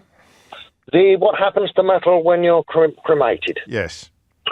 You are cremated, you come out of the cremator as a large husk, which then goes into a machine called, from memory, the cremulator, which rolls you around, breaks you down into the ashes. Okay. They then run a magnet across said ashes and remove all the bits of metal, which then go to metal reclaimers and melted down and reused. Good Lord. Unless you ticked a box when you're arranging a funeral which says you want these things back, in which case you'll have them back. Qualifications? Used to work as a funeral director. And how often did people request to have the things like a metal hip returned? In the year, I did it during the pandemic, and I never had anyone wanted them back. Right, so there it is, and then it just goes to a metal reclamation plant. Melted down, reused, and it goes into the next lucky recipient. Well, you live and learn. Round of applause for Ian. Thank you very much. No, thank you very much. And we've corrected your record there to reflect the fact that the Isle of Dogs is definitely plural. James is in Chetnole in Dorset. James, question or answer? Question. Carry on. Okay, when you light a bonfire, I know ecologically you're not meant to do that now, but sometimes you have to burn some bits of wood. And, yes, of course. But yeah, even on a still day, the smoke always seems to follow you around when you're stoking it. And I'm not. Are you going to shoot me down in flames? Get it? I just wondered whether there was an answer to that. Are you sure? I mean, isn't it just very smoky generally? It's not specifically following you around, is it? I talk to friends about it, and they go, "Yeah, it always seems to follow you around." It's just I wonder whether there was a scientific You're not capable of explanation standing anywhere else except where you're standing. So if you were standing anywhere else that was equally near to the fire, you would be just as smoky. But you think that it's just where you are because it's the only place in which you're standing, surely? No, because you can see the plume of smoke coming towards you. Well, it is with me. No, you can't. Honestly, it's really weird. Well, like you're a smoke magnet. It's just when you're stoking it and there's smoke coming out, it's smouldering. It comes towards you. It always seems to come towards you. Or even when if you walk round it, it just seems to come towards you. And I know what you're saying, that it could be all round it, but it's not all round it. You say that. I know, that's my experience. All right. Well, I mean, first of all, the parameters of the question need to be true. But if they are... Okay. The question is not, why does smoke get in your eyes? The question is, why does smoke follow you around a bonfire after you've lit it? Yeah, I know that. I've been agonising about asking you this for about 2 months because I thought... I'm glad you did. It's such a stupid question. Well, but what if it's not, eh? How good are you going to feel? No. You're going to feel fantastic, and I'm going to be the one with egg on my face or smoke in my eyes. Thank you, James. If you know the answer to that, you know what to do. Roy's in Honiton. Roy, question or answer? It's question, James. How are you doing today? Very well. The question is, I just recently come back from visiting my son in the States. Oh, yeah. Whereabouts? And I realised that in Tampa, in Florida. Oh, lovely.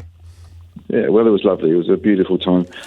I realised that all denominations over there, from 1 to 100, money-wise, are all the same size. Yes.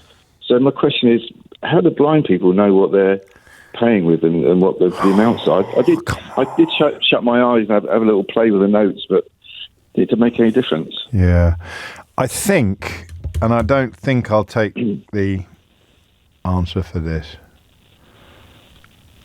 I think that it is simply a question of ordering them with the help of a sighted person, so that you know in your pocket what's at the front and what's at the back of the money clip. I've got a feeling that some countries may have small indentations on that. I don't know why. I've got a feeling the Indian rupee may have small indentations on it, but our banknotes don't, and American banknotes certainly don't. But I think it's a slightly odd answer, but in a way, once you've eliminated the impossible, whatever you are left with, however unlikely, must be the truth. I think people just rely on the goodwill of whoever it is that they're transacting with, and also the help of people who hang on, no. No, well, I'll put it on the board. Okay. Because I think there's a little bit more to it with the new tenor. I think we've had this before, but you can tell, Roy, that my memory is not 2020 on this. Maybe you need Viagra. Yeah, that might do the trick. Thank you. Rachel's in Coventry. Rachel, question or answer? Question, please. Carry on. And how come when you breathe, when you exhale, say you say ha, like HAA, it comes out warm air, but when you blow or say like who, HOO, it's cool air? Oh, I know this one. We're having a bit of a greatest hits today. If you've played the board game lately, then you'll be able to answer almost every question we've had today. I bought it for my dad for Christmas last year, but I haven't played it yet. Played it yet, have you? Because I know this is in that. It's like wind chill factor. So it's not necessarily cold. It's the fact that when it hits your skin, it is... I didn't know if it was the sort of like blowing out, you're cooling it down because of the speed. No, it's about what happens when it hits your skin, isn't it? And it's withdrawing the warmth from your skin. I've got no idea. Because it's no, I'm telling you, because it's concentrated. But why? Oh, I hate it when I nearly swore. Then, Rachel, it'd be all your fault. I can't quite remember because I'm not very good at this kind of stuff. It's physics, probably, is it? It's to do with the wind chill factor and what's happening to your skin. It's what's happening to your skin more than what's coming out of your mouth. Okay. You're not interested, are you, in my attempts? I am You're not interested. I just don't lie. I don't quite understand that explanation, though. No, well, that's fine. I'll put it on the board. So, cool versus hot air.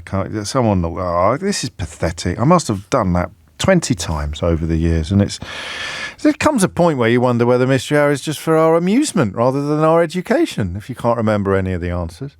Thank you, Rachel. Menelik is in Woolwich. Menelik, question or answer? Question, please, James. Carry on. So I wanted to know where the original place the term "a dog is a man's friend." It's a very bad phone line, and you've robbed me of the opportunity to make my own Viagra joke.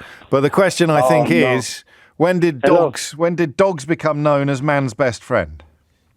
Hello, can you hear me? Yes, I can, but that's what you're asking. When did we start calling dogs man's best friend?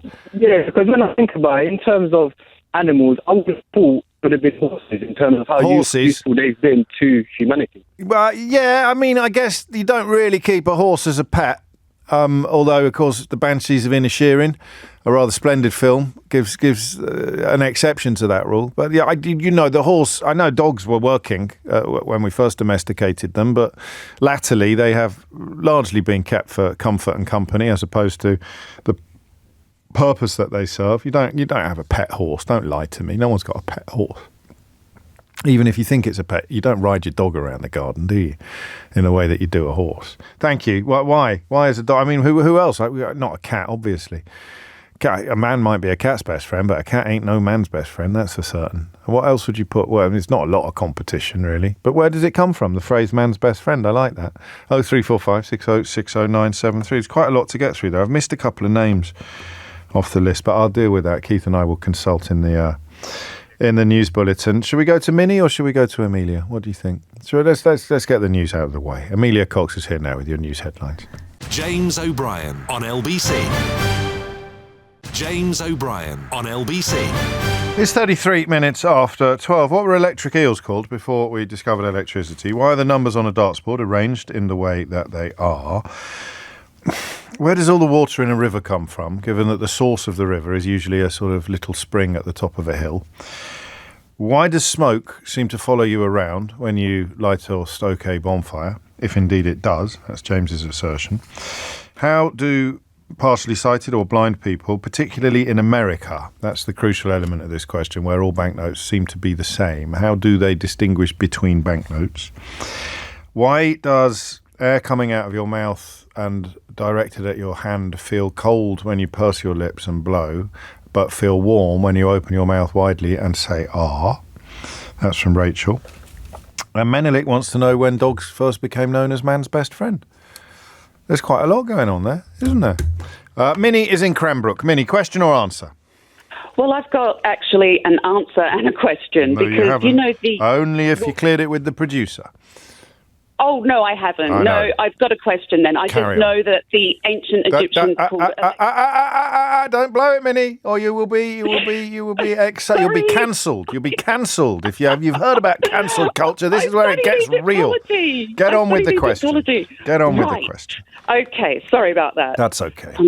Thunder of the Nile. Okay, so DNA. Wherever we go, we leave DNA. Yes, okay, yes. So through our sweat, our shedding oils. skin. Yes, shedding skin. Exactly. Sputum. We leave DNA everywhere. Snot. So, exactly. Sweat, Okay. oils, Carry on. fingerprints. Yeah. So enjoy your lunch, everybody. We excrete DNA everywhere. Okay. So we go to a place, we leave our DNA there. Can someone then go to that place and that DNA is transferred to them? They touch the same thing you've touched, or they sit on the same thing you sit, or they brush up against something that you've brushed. They've got your DNA on them. Can they then transfer it to a different place and then put it, like they then touch something or brush against something there? Your DNA is in a place you've never been. What if a crime takes place in that place? Yeah. Like, do you know what I mean? I do, yeah. Minnie? Yeah. What are you planning? Oh, no. No, it's just that was a perfectly natural laugh that you did there, Minnie, wasn't it? Oh, yes, that's a very innocent-sounding laugh. That I'm not worried about things like that No. What have you done then? What have you done? It's not what are you planning. What have you done? What have you done? Go on, tell me. No one's listening.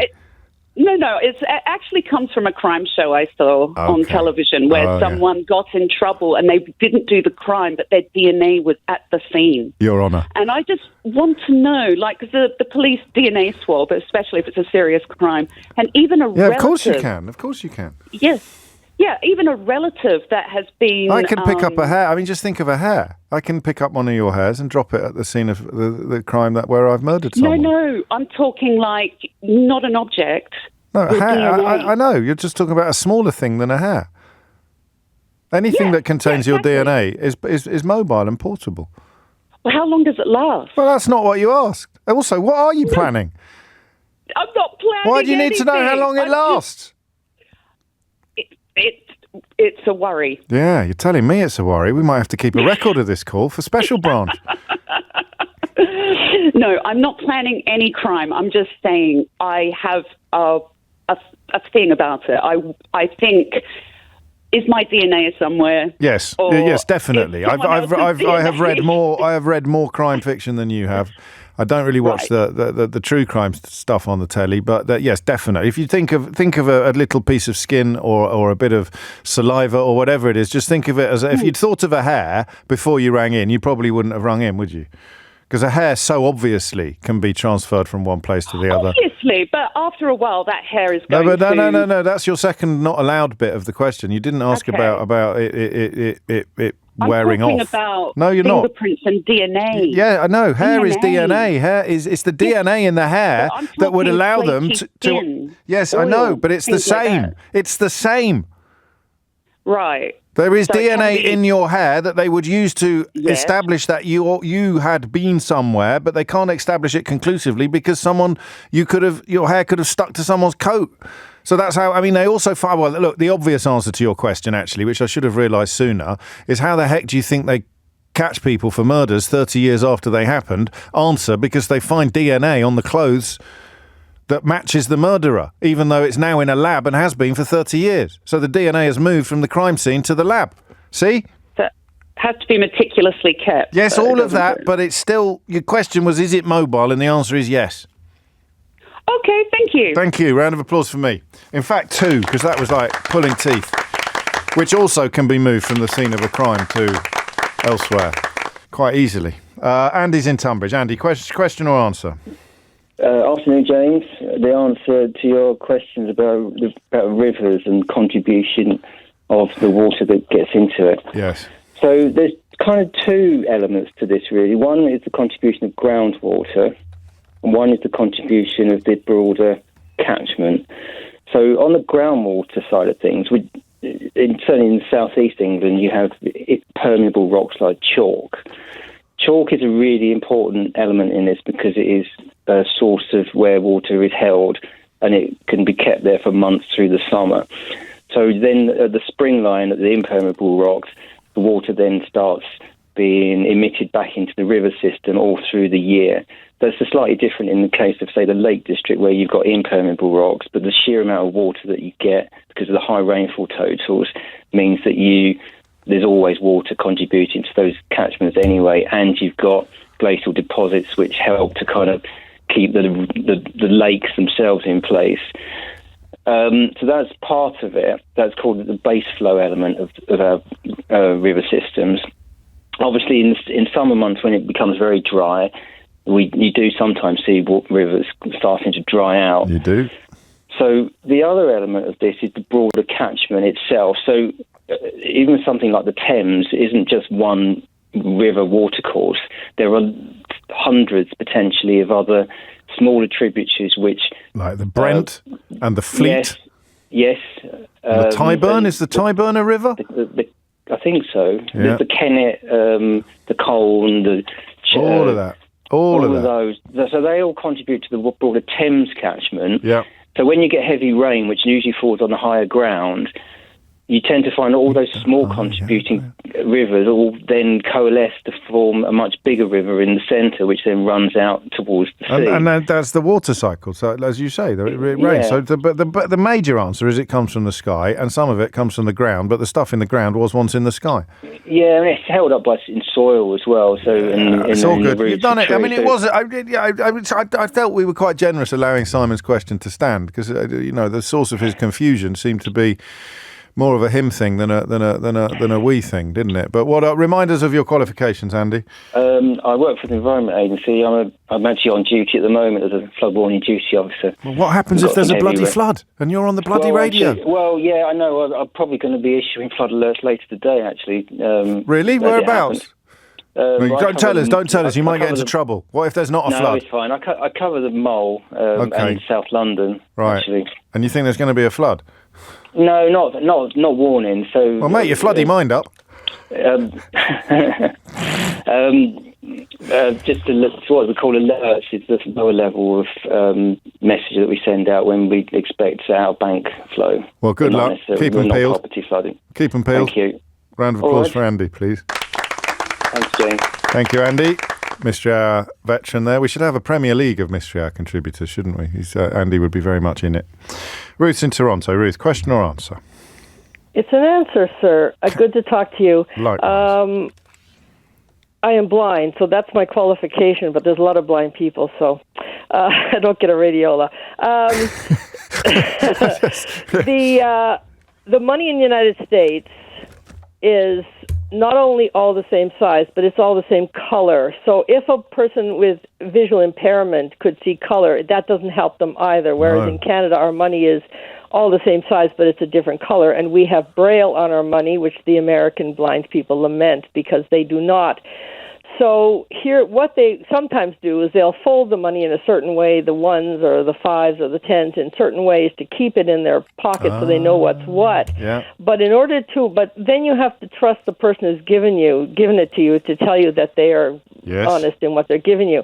Now, there is a little machine that they can get, which is slightly bigger than a dollar bill and about an inch thick, and they can put it in, and it will push a button, and it'll identify the money. And believe it or not, that machine is made by the Canadian government for the American money system. And then all the other thing, though, which is much handier now, is there's apps on the phone. There's an app called Be My Eyes, which every visually impaired blind person should have, because it does a lot more than that. And so there's different apps, but it's rather cumbersome and unpleasant to have to be pulling your phone out and checking every bill when you're standing at the cash in the. But better than being ripped off or handing over $100 for a 90-cent purchase and getting 10 cents back. Absolutely for certain, but that's the answer. Ruth, that is perfect. And you've already established your credentials, so please accept. Yeah, I have logged 60 years of being blind. Well, there you go. A round of applause at least for Ruth. Thank you. Thank you, sir. Hey, take care. We'll talk again, I hope. 12, coming up to 1:45. Squeeze in one more. John's in. I got to tell you, judging by my inbox, which I can't consult on air, I can't read it out because it's not allowed. I think James's question about the smoke was a good question, actually. I hope we have time for an answer. John's in Newry in Northern Ireland. John, question or answer? Question, James. Yes.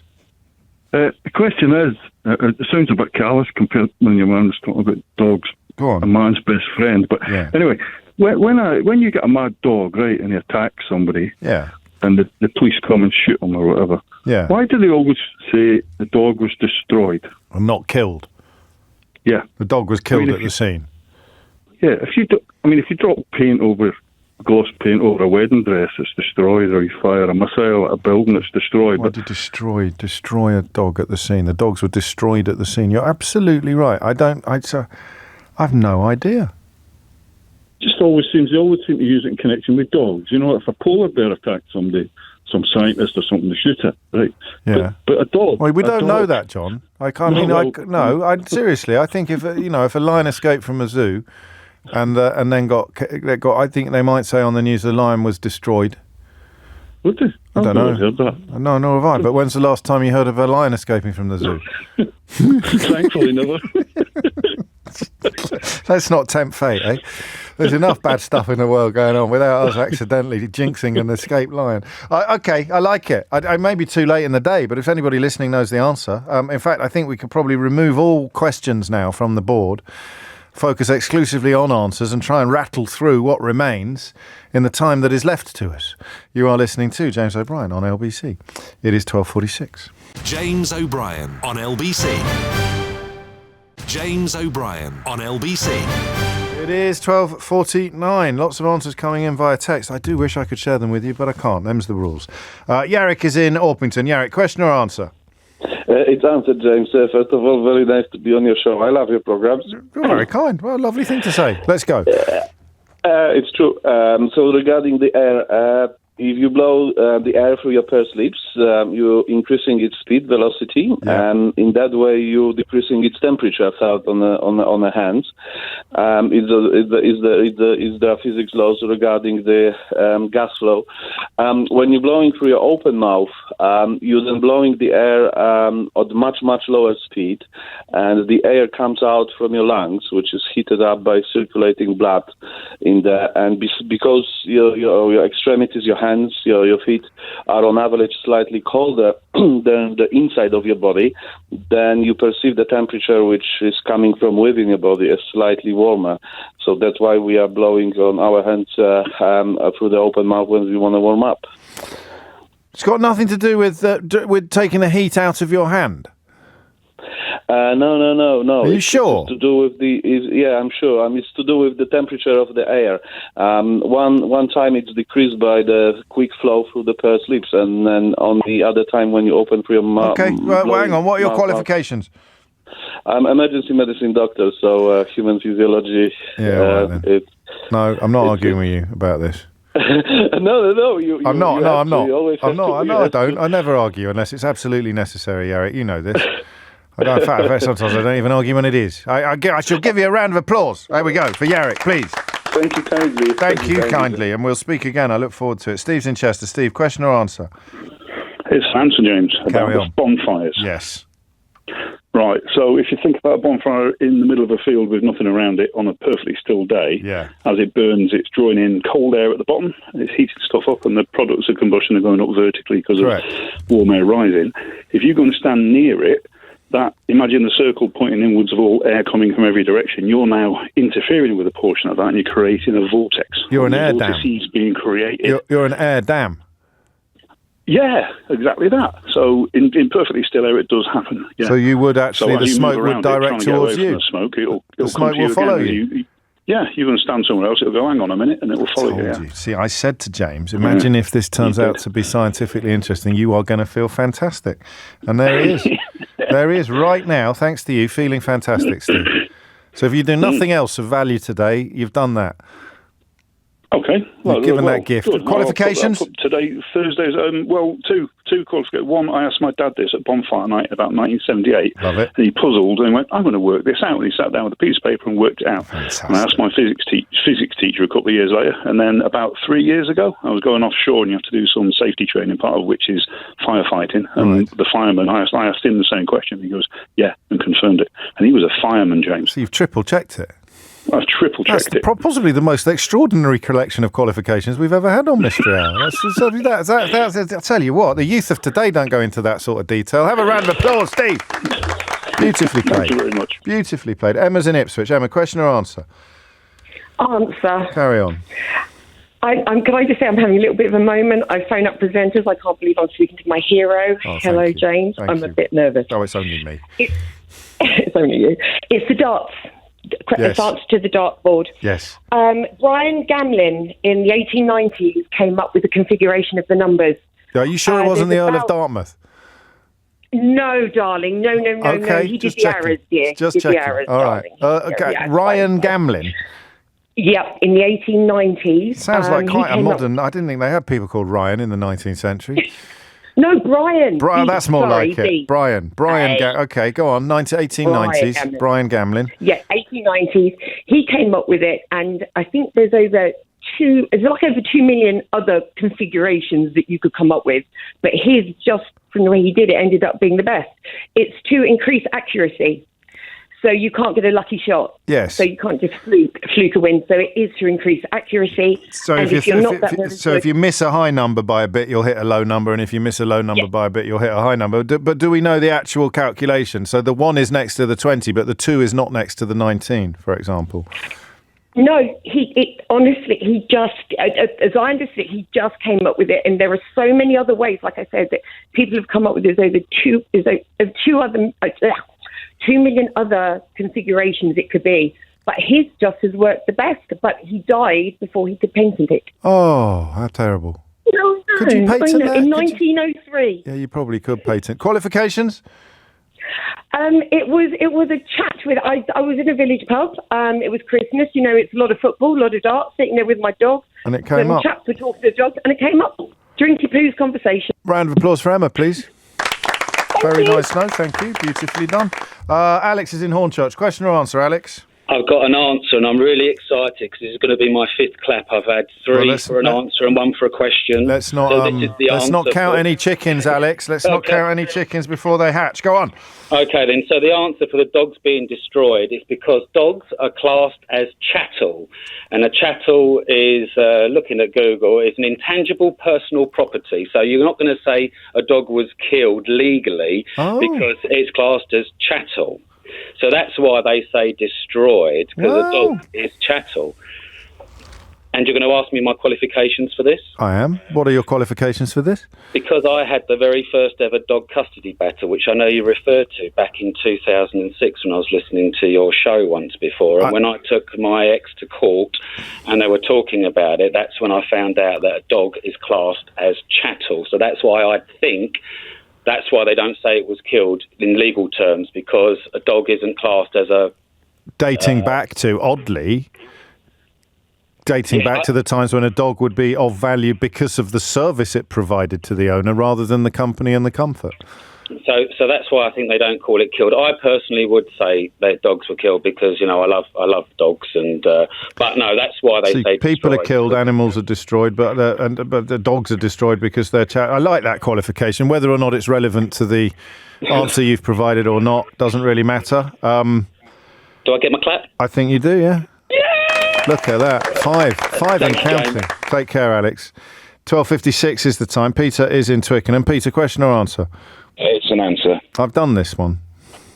You sort of have. Go on then. Peter Kirkham is a proper copper, or was a proper copper. How many proper coppers can a proper copper cop if a proper copper could cop coppers?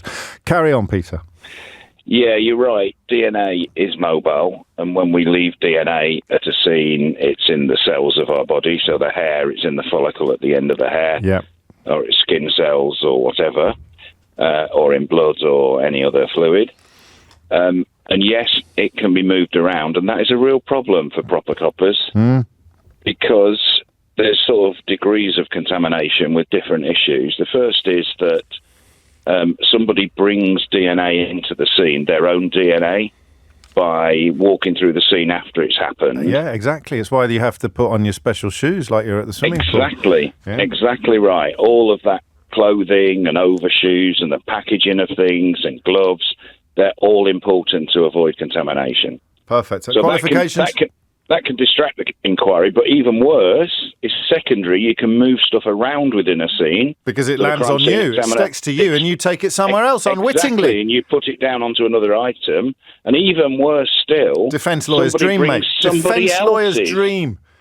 Somebody else's DNA. You sort of spit on the pavement, someone walks through it, and next thing, your DNA has been walked into the murder scene of the house next door. It's not as easy as it looks. looks. So it's really, really difficult. Qualifications? Used to be an SIO, Senior Investigating Officer, and I got a degree in chemistry and biochemistry. Come here a minute. Did Minnie sound a bit dodgy to you when she asked that question? She did. I've got a note of her name, and I've recorded the call. Thank you very much. Round of applause for Peter, please. I'm warning you, Minnie. Whatever you've got planned, think again. You've got Peter Kirkham on your case. Last word. Richard is in Bréfouillère in France. Question or answer in 3 words. Answer. Go on. Electric eels. Yep. Yeah. There's several types. They were all called knife fish back in the day. Well done. Qualifications? 300-400 years ago. Qualifications, we're out of time. Qualifications, I was given a book on the subject to read as a punishment. That'll do. Round of applause. There we go. Well played. Fantastic work. That's it for another week. If you've missed that, I'm giving the box of games, the box of joy and delights to Andy, the Environment Agency, who I thought already had one, but apparently doesn't. And he's provided us with so much illumination over the years. Are you all right there, Sheil? Is everything okay? You know, LBC, all of that app, pause, rewind, download, free, globalplayer.com for LBC, Swarbrick, now Sheila Fogarty. James O'Brien on LBC.